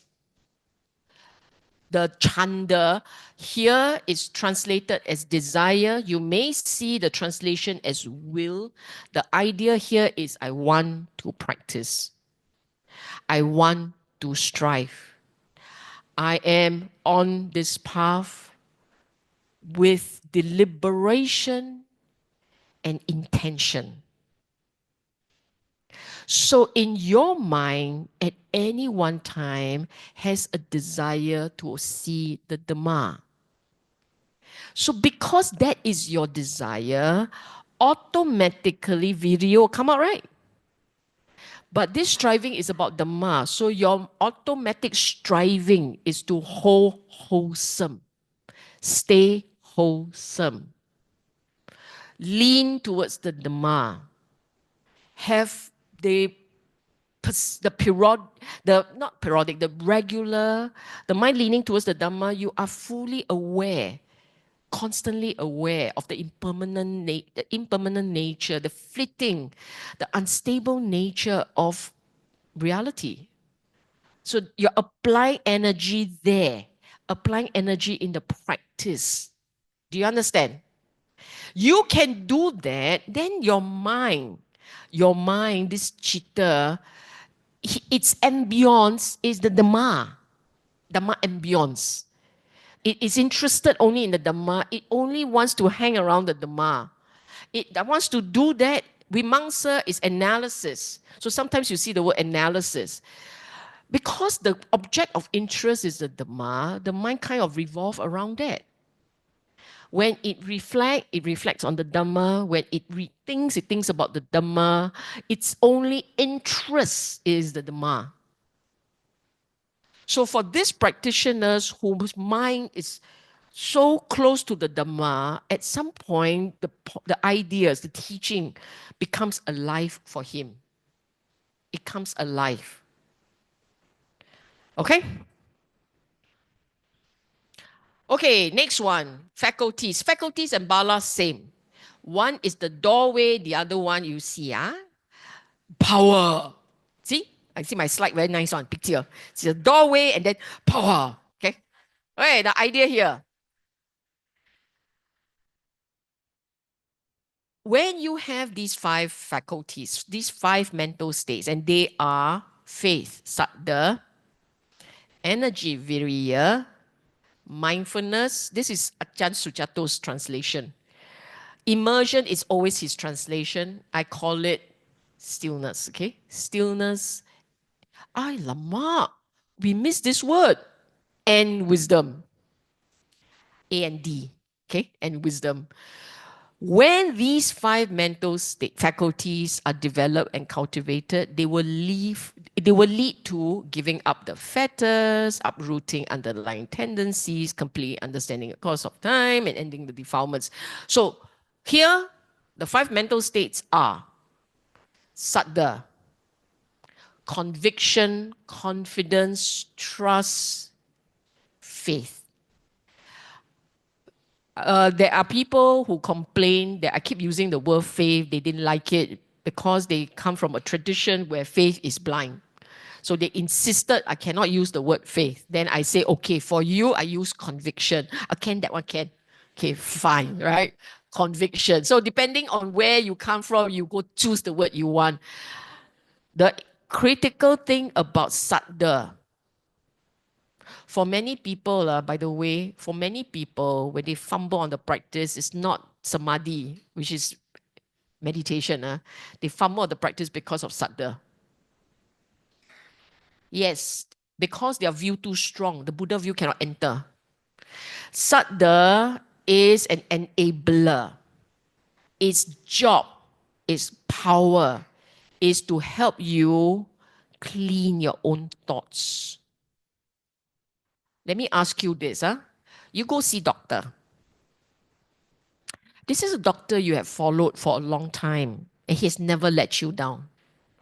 Then the doctor now tell you, I think you should go and check this out. I'm pretty sure this is whatever ailment and the treatment is hard and painful and expensive.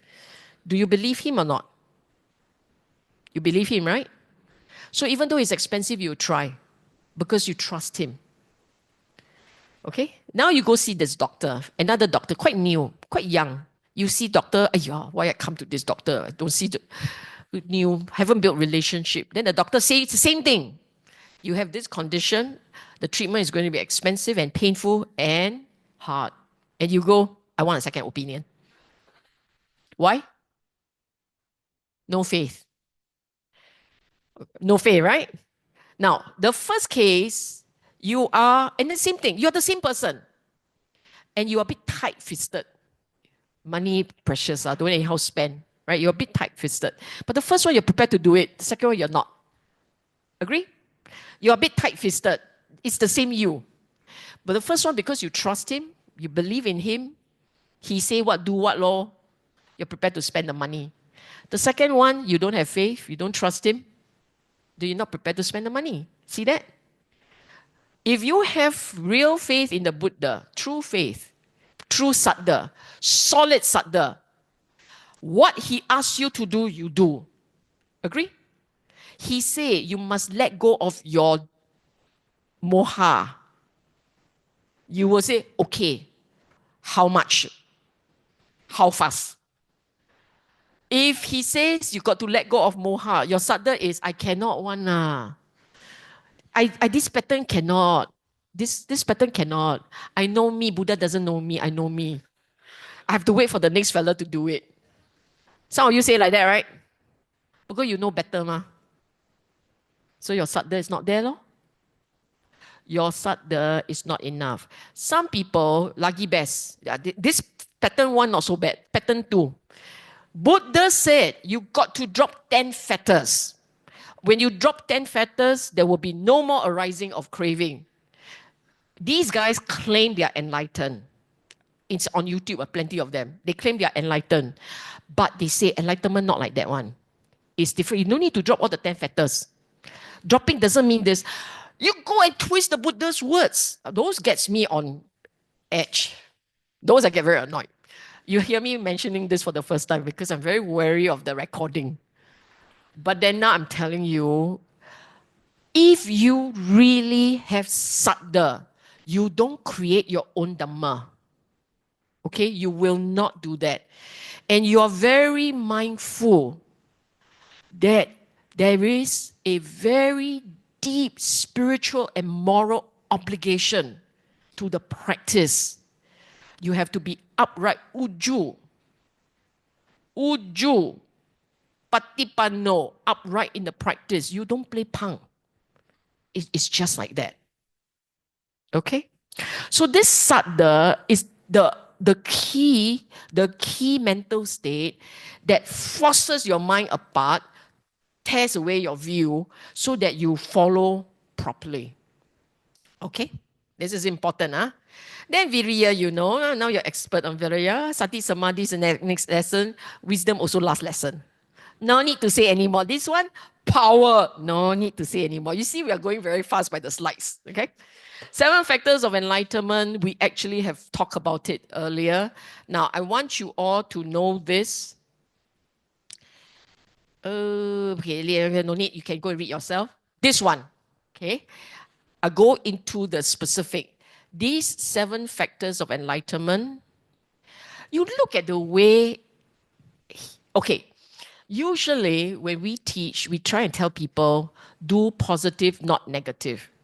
So you will say things like, be wholesome, instead of saying, don't be unwholesome. It's positive. Sit comfortably. I will not say, don't slouch. Sit upright instead of saying don't slouch. Okay? Then why is it here? You look at his words, non-obstruction, non-hindrances, non-corruption. Can you see that? It is not a positive word. It is a negative word. It's just like the word loba, dosa, moha. The opposite is aloba, adosa, amoha. So the emphasis here is on the negative. Don't have those negative there. Those negatives should not be there. If those negatives, those akusala mental states are not there, your mind will steady. That's what it means. His emphasis on the negative. Don't let the negatives be there, in other words. So all those negatives are the mental states you got to be wary of, the hindrances. Non-hindrance. So if you don't have those negatives there, the mind will steady. These 7 factors work against those negative, in other words. Get it? Don't know? Never check. Sure have one. If it's written like this, for sure there is a difference in the Pali words. But I am like, it's okay. Corruption are stains. Obstructions are blocking. Corruptions are stains. It will drag your mind down. Obstruction means it prevents the mind from achieving something. It tells you that whoever explained this had very clear idea about the shades of the mind. Shades. He's looking at the mind in terms of shades, not pleasant, unpleasant. He's looking into, he can describe the shades of gray. We only see black, white. That is how sharp the mind is. There are suttas, actually you go into Majjhima Nikaya especially, there are suttas where they start describing the mind is incredible. You will not see until you go deep into meditation and then you will like, wow, zuna. It will be like that. But only deep. So that's actually the reason why I have absolute faith in the teaching. For someone to be able to describe the mind to this degree of fineness, they have to see it. You don't see this teaching anywhere else. Outside of the Buddhist Dhamma, you don't see it anywhere else. Okay? So the 7 factors are mindfulness, sati, Dhamma vichaya, which is Dhamma investigation, virya, energy, piti. Okay, Bhikkhu Bodhi always translate it as rapture. The joy. Okay. Tranquility, pasadi, concentration, samadhi, and equanimity, upekkha. Okay, now, I will explain very quickly this. This particular 7 is in a way quite unique because when they all come together in your meditation especially, when it comes out together, your mind can go into a quantum leap of understanding, insight and understanding. These 7 factors, they can arise in your meditation. It can also come up in your daily life. But in the meditation version, it surged together is a very powerful energy. The mind will have a quantum leap in understanding, in seeing and in understanding. And they really flow in this way. Okay, let me explain how it works. So there is mindfulness. And if your mindfulness is right mindfulness means mindful of those 4: body, feeling, mind, Dhamma. Only that. Right mindfulness doesn't go into the I'm aware I lift my feet. I'm aware I put my feet. Not that version. That is effort to be mindful, but it's not that version. Right mindfulness sometimes doesn't have details. They call it no details, no features. It is a general awareness.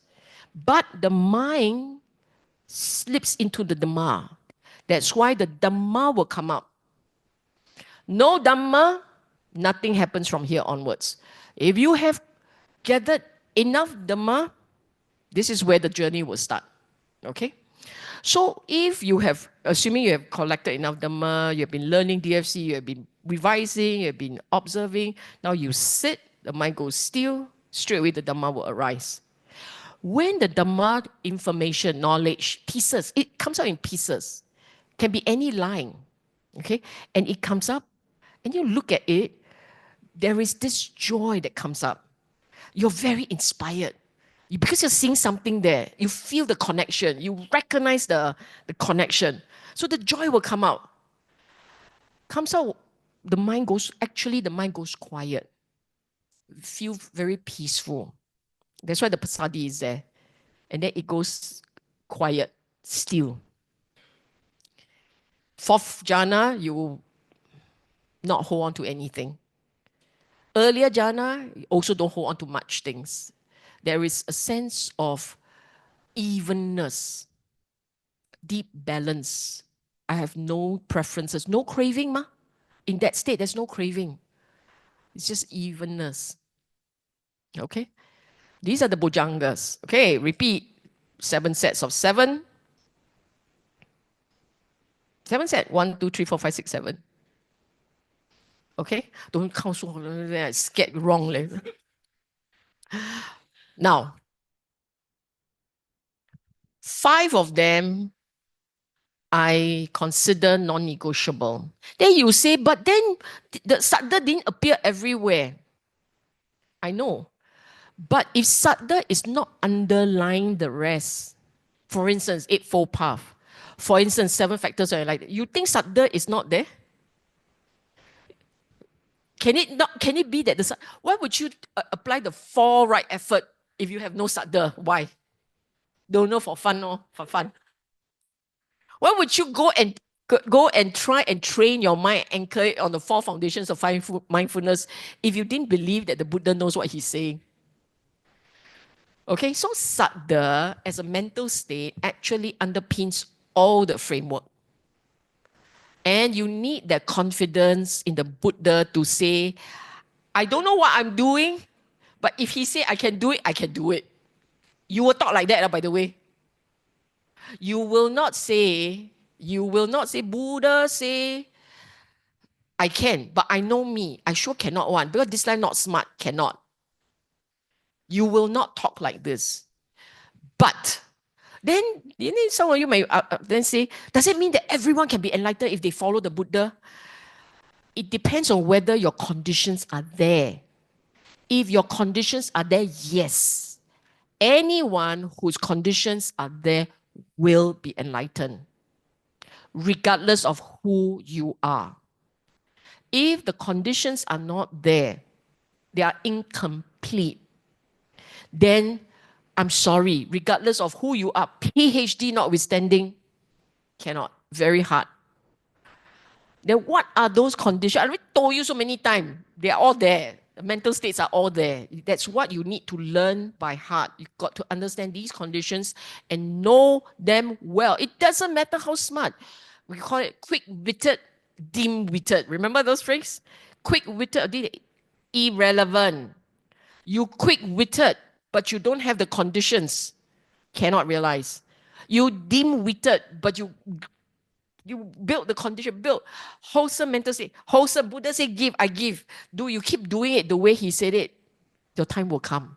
You will be enlightened in this life. Okay? Viriya, mind you, is about wholesome, not about number 1. It's about number 4. When I say number 4, you understand what it is?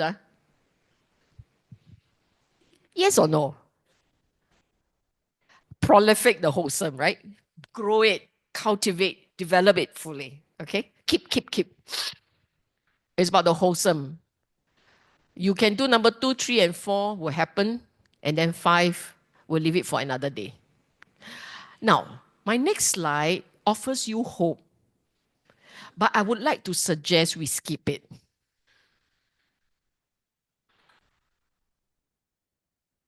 We are now at 4:20. I'm going to give you an activity instead.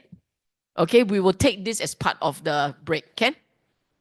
Go into your groups. This one I want you to discuss how. The question is how. The question is not what. What conditions to cultivate. It's how do you cultivate conditions for spiritual goals. So actually embedded here is two parts. What are the conditions? How do we cultivate? But I'm more interested in the how to cultivate. Okay? Okay. What condition to cultivate and how do you do it? Good. So now you sit back, you ask yourself, I this pattern. Okay. Whatever pattern, I am this pattern. Okay. So what are the conditions necessary for spiritual growth? I spent 2 hours telling you. Then suddenly there's all this silence. Sadda, okay, you must have sadda. What else? You must have virya, very good. What else? Sati, okay. Samadhi, mania, pak nung zum kiti liao. Everything else don't remember, just go for this 5. Okay. So what conditions do you need to make sure you can cultivate these 5? Get it? Get it? Because now I know I got to cultivate these 5. Can you do it on your own? Can you do it on your own? Then what do you need? Okay, so you need friends. What else do you need? You need the Sangha, yes? About how you know what to do, okay? You need the discipline. Very good. Now you're getting it. Go talk. 5 minutes, okay? You're so clever, right? 5 minutes, get ready. Talk faster.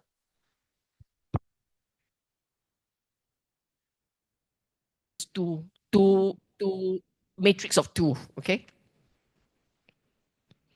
The Buddha said there are 4 ways of practice. What 4? Painful practice with slow insights. This one I label jialat.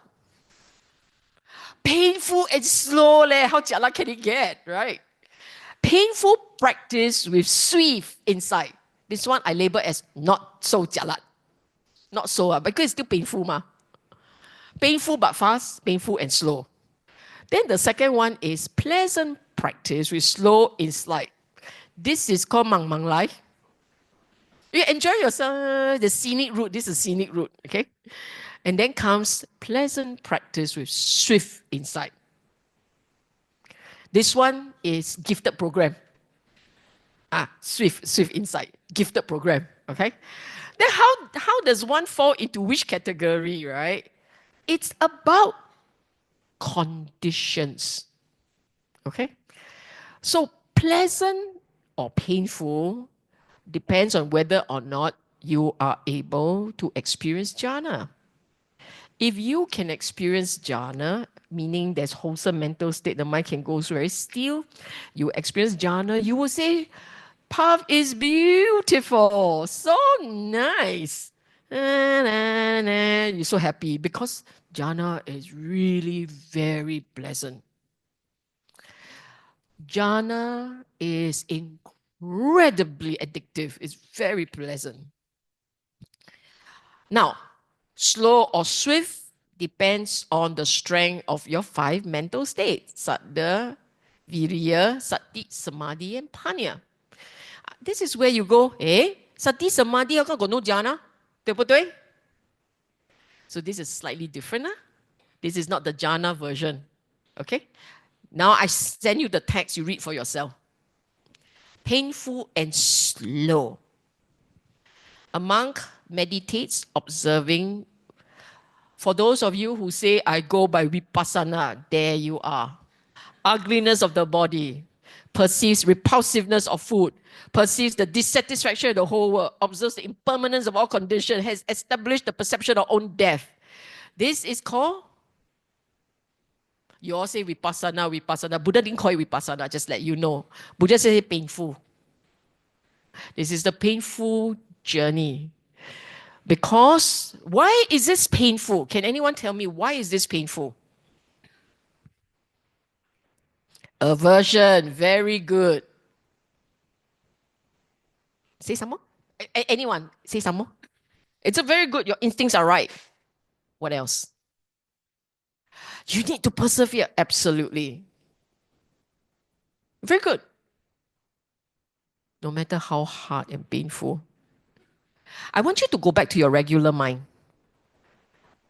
Huh? Of course, it's very unpleasant. I want you to go back to your regular mind.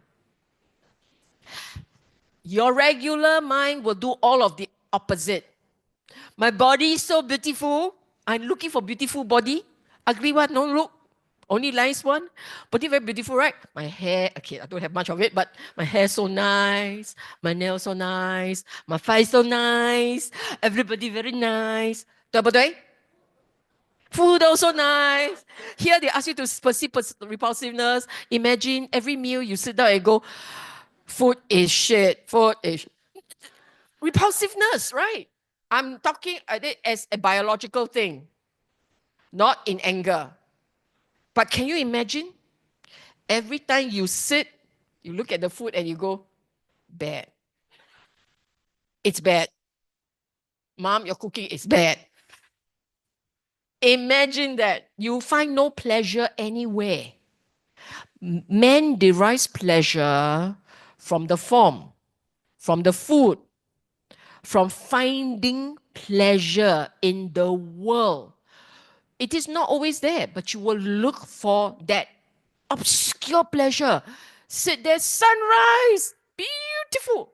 Pleasure in the sunrise. Not right or wrong. Men find pleasure everywhere. Men and women, in case you complain. Gender bias. All humanity finds pleasure somewhere. Your job is to find that balance. If you go by this method, you're looking for the balance. You are shifting your sanya. You shift your sanya to look at the opposite of what is habitually you find beautiful. You now look for the unpleasant. That is why it becomes painful. That is why it becomes painful, because you're going against the grain of your instinct. The instinct of man is to shield dukkha. The instinct of man is to shield it, to hide it, to pretend it's not there, right? Can you look, death is everywhere. But since I start talking about it, before that, you think of death? I mean, did you sit in your MRT and go, die, die, die, die? No, you don't, right? You only die, die, die, die if you expect to be scolded. I'm going to be late, die, die, die. But you do not. We don't do that.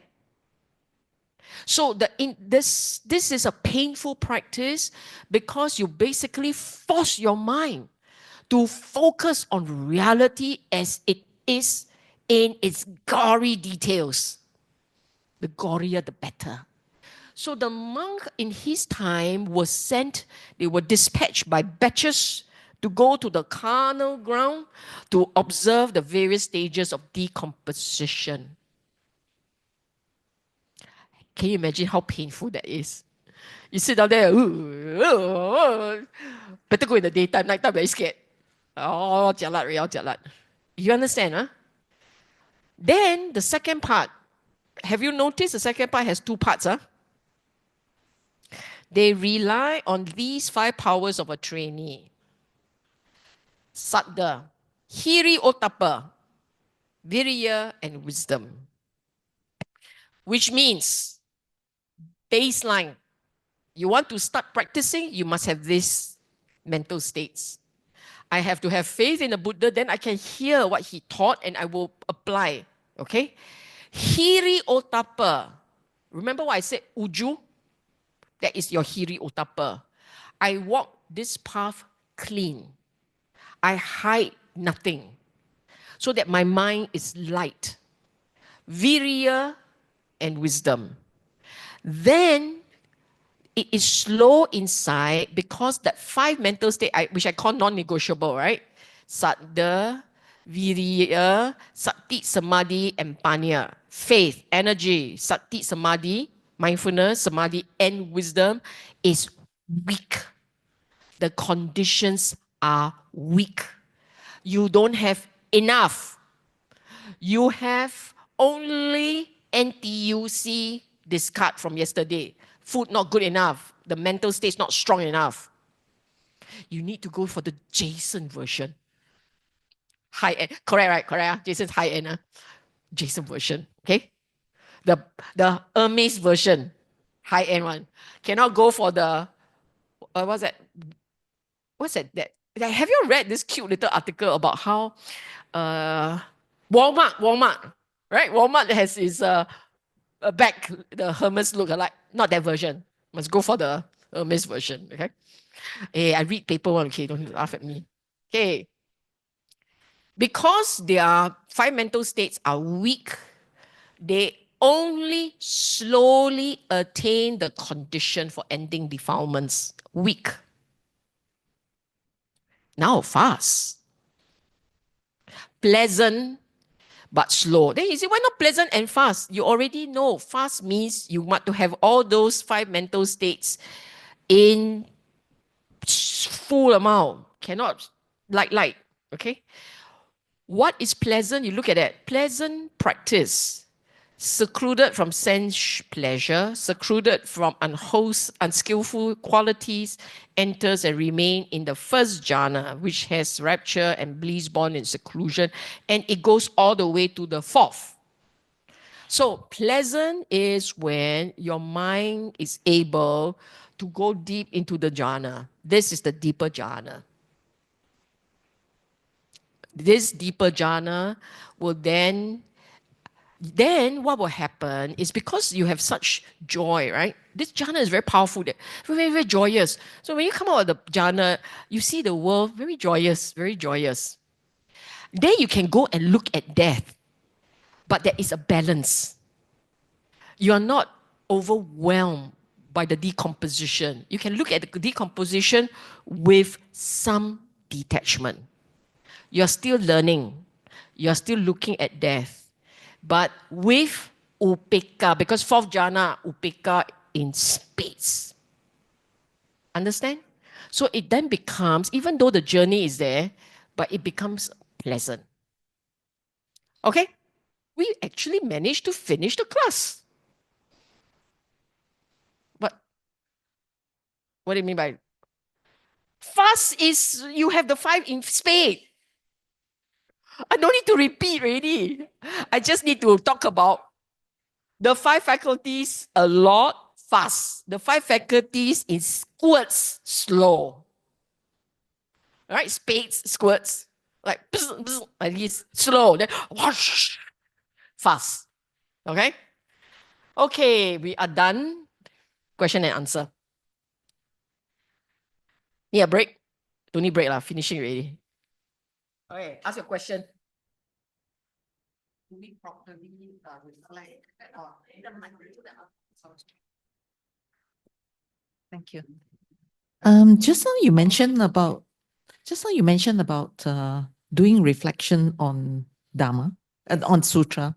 Mm. So how do we do a proper reflection when we are reading a sutra? I have given you the framework for nature of reality. And this term, we're looking into the rewiring of the mind. That is the framework I gave you. Okay? Noble truth, Eightfold path. Simply put. When you're reading any sutta, you must remember the framework. This is repeating on what? This is talking about impermanence, it's talking about dukkha, it's talking about anatta. This is nature of reality. Read it, remember what he said. Remember the way he said it. Be able to pick out what is. When you pick word out, it will be dependent on your own understanding at that point. But whatever that you understand, remember, internalize. Internalize so that when you're on your own, when the mind goes a bit quiet, it has a Dhamma sutta to pull out. And it can be any sutta. Mind is the forerunner of all mental states. Mind is supreme, mind made are things. That's the first Dhammapada verse. If you memorize that, you sit quietly, then you go, yeah, it's all driven by the mind, all constructed by the mind. All these agitations that we have is all constructed.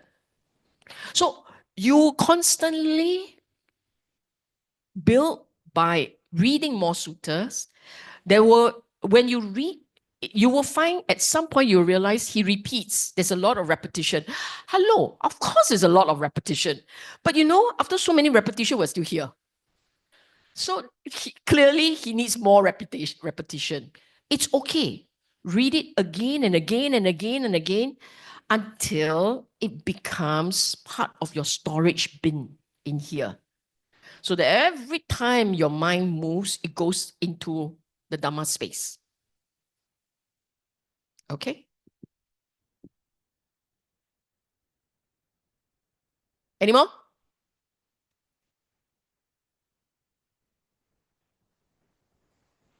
No more. Yay, we're done.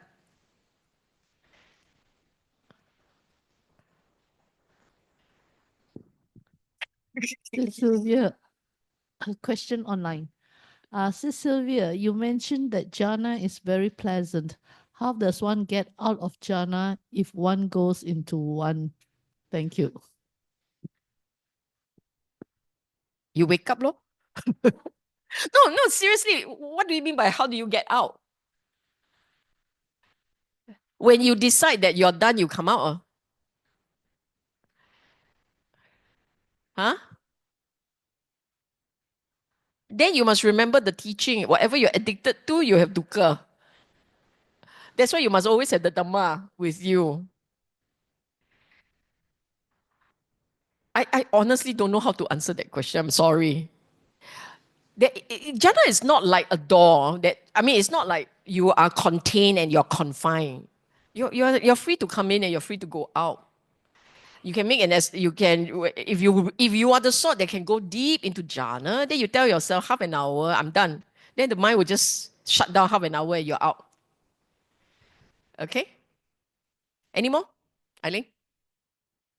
Today got no question. No question, everyone?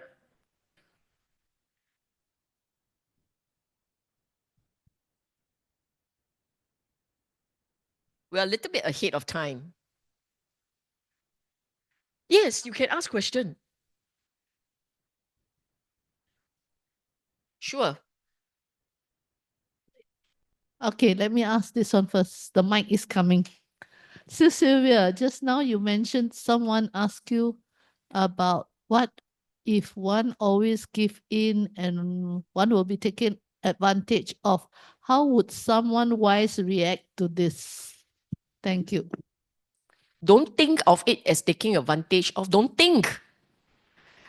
Just respond and at that moment you see a need, just do it. Just respond with kindness and compassion. Don't think so much. Thinking, very good question. Now I can say this.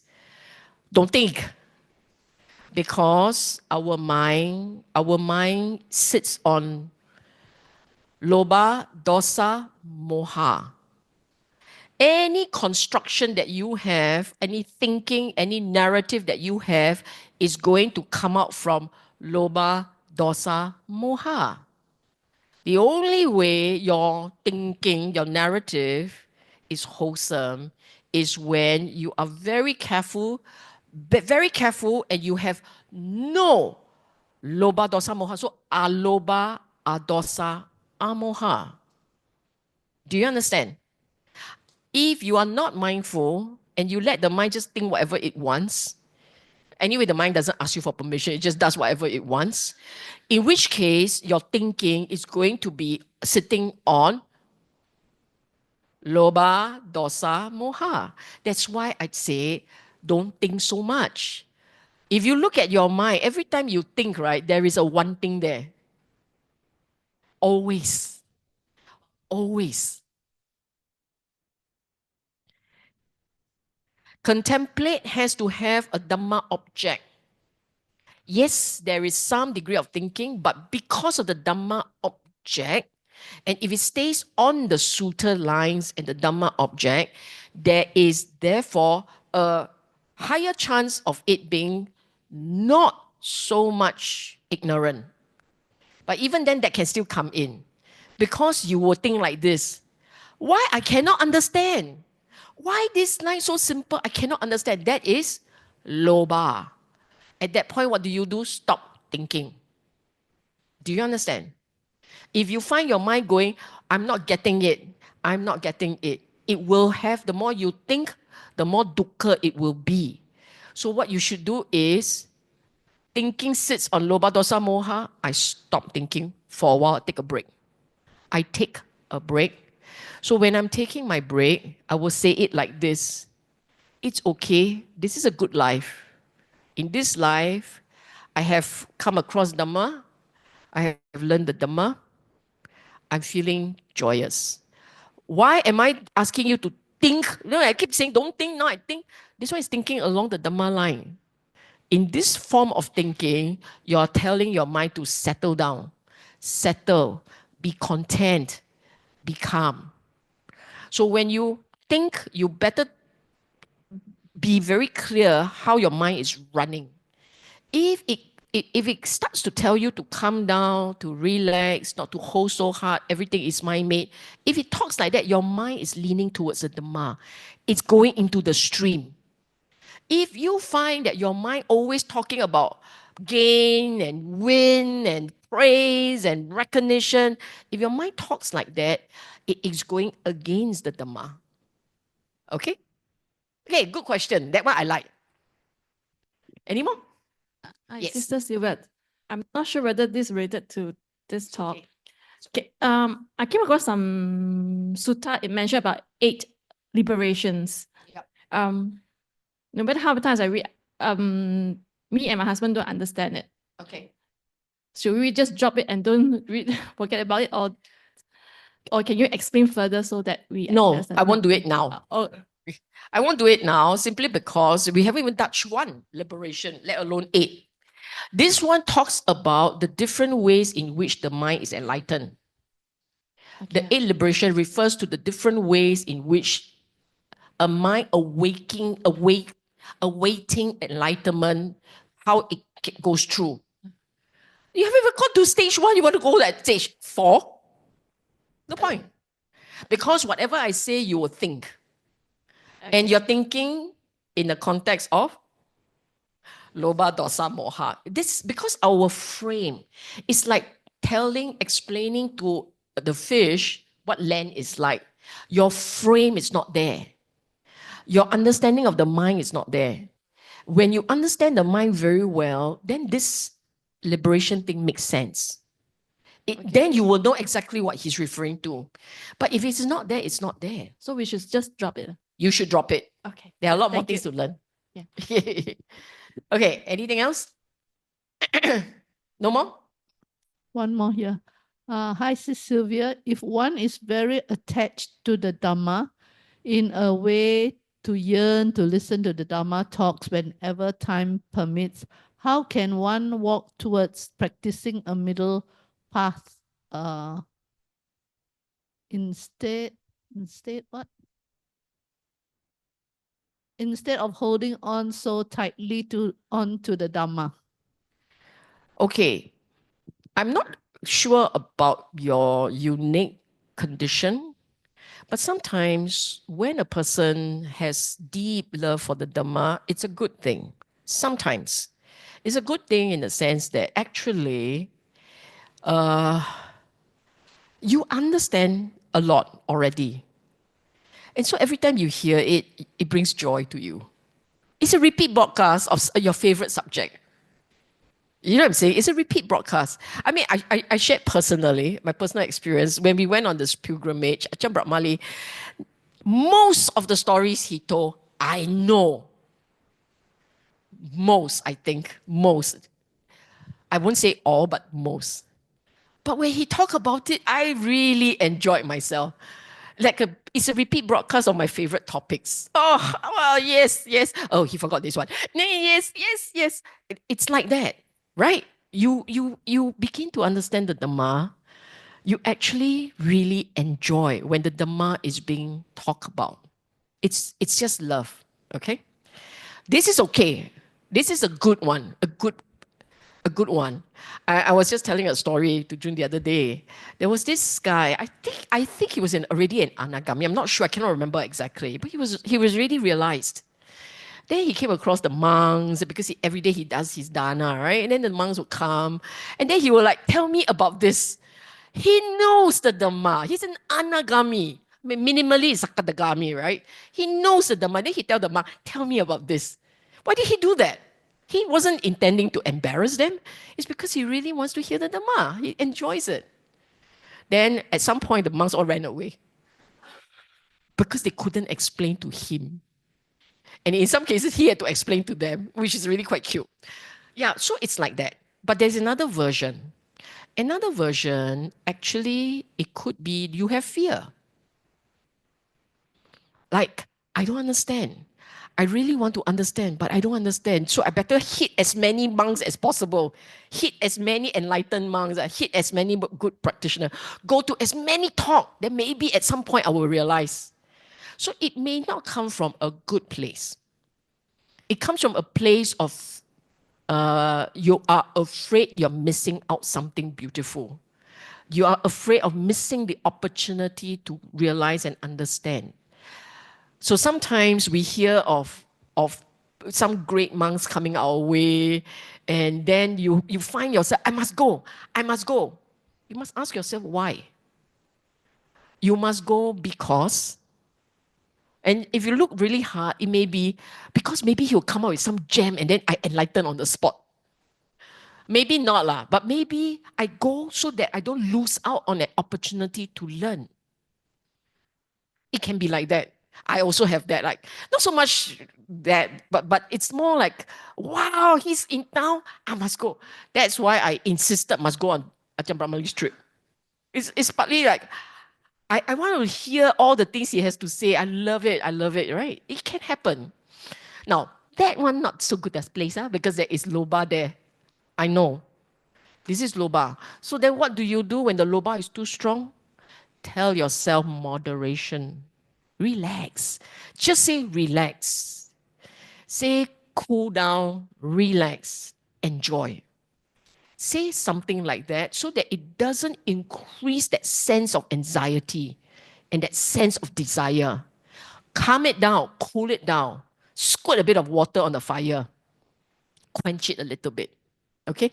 Can still go for talk. Not saying that you, middle path means you can go for the talk. The other extreme is I don't go for the talk. Can you now see how silly it is? Right? You go for the talk, but you tell yourself, relax, go and enjoy the Dhamma. Okay? So it's narrative. Okay, are we good? Any more? No more? Okay, I've got announcement. After much negotiation, they have figured out that your likely period for the retreat is 30th April to 4th May. It's actually April and May. Originally, Eileen was thinking of June because she wanted to accommodate teachers, but I suspect that we don't have that many teachers in our midst. June is also June holiday, which also means that Some people may be away as quite a well. lot of people may be away. The children also fighting with you for the hotel space. Everywhere it's going to be a little bit more expensive. But having said that, 4th and 30th of May, April 30th of April and to 4th of May, you'll have one less day to take leave for those who are working because of May Day. But it also means the hotels may be slightly more expensive because it's a holiday weekend, a long holiday weekend. yeah, it's Labor Day. So if you got to participate in NTUC flag bearing, then sorry, you can't come for this one. 30th April to 4th May. 4th May. Now, No, that means you only need to take leave on the Eileen now telling you how many days to take. The point. because they are asking here. Yeah. Oh, okay. The point is originally actually Zai wanted a longer retreat. I don't think it's necessary. You are enlightened, you are enlightened. Your conditions are there, it will happen. You can do it at home. Your conditions not there, you come from the retreat. I also don't know whether anything will happen or not. But I didn't want it to be, we can have it a little bit longer. I'm okay. But I thought 5 days is a good time. I thought it was a good time, okay? But we can always have one more day. You know, for those of you who like, well, only 5 days. Okay, we can start a bit earlier. It's okay. By one day and one day late. It's flexible. Or we But end, that's the period. we end one day late, then we don't have a Sunday rush crowd at the Batam ferry Yeah, terminal. exactly. So you want to leave on Sunday, you leave. The rest of us who are retired, not working, we can leave on Monday. Yeah. Good idea. Yeah. No, like, as I said, you all can leave on your Sunday because not enough leave, but the rest of us will hang around and Yeah. lounge by the swimming pool. Middle path, right? They work very hard. Then after that, swim. You can go for massage. Then we can go for. I was thinking more of entering the stream, right? Food. Okay, Entering the so stream. so you know the dates. It will be 30th April to 4th May or or 5th Yeah. May. You must ask Eileen. I only handle this part. we just settled on the day. So I tell you who qualifies. we need to Qualification. find out if the hotels have the hall space, rooms available, and for at least 50 of you. Okay, the number I don't know, but I'm just saying now. As I said, I'm more interested in qualification. Anyone who has attended DFC2, not one. Anyone in all the years preceding this one, if they had attended DFC2, they can sign up. And BF will check your record. Will check your attendance record. And the reason is because when this is our retreat, DFC retreat, I'm not starting from basic. Okay? We go in and we fly. We don't like, okay, first noble truth is 没有啊,没有. I assume you know the noble truths in Pali. But Pali not important, but understanding to this year's class has been the most rigorous. So any of you who attended this year's class, you go for this retreat, you have no problem. Password, I don't know, but Kenna is okay lah. Right? Okay, that's it. Any question? Any other question?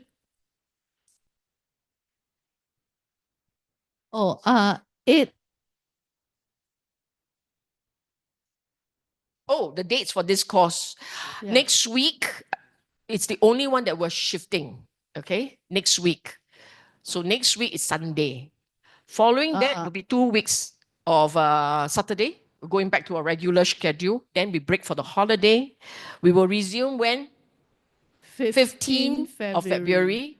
We'll resume 15th of February. We'll run all the way to early March. Yes, and the early March is not a retreat, it's a lesson. Early March one is not a retreat. I say we end with a 1 day retreat. No need. I end with a 5 day retreat for you.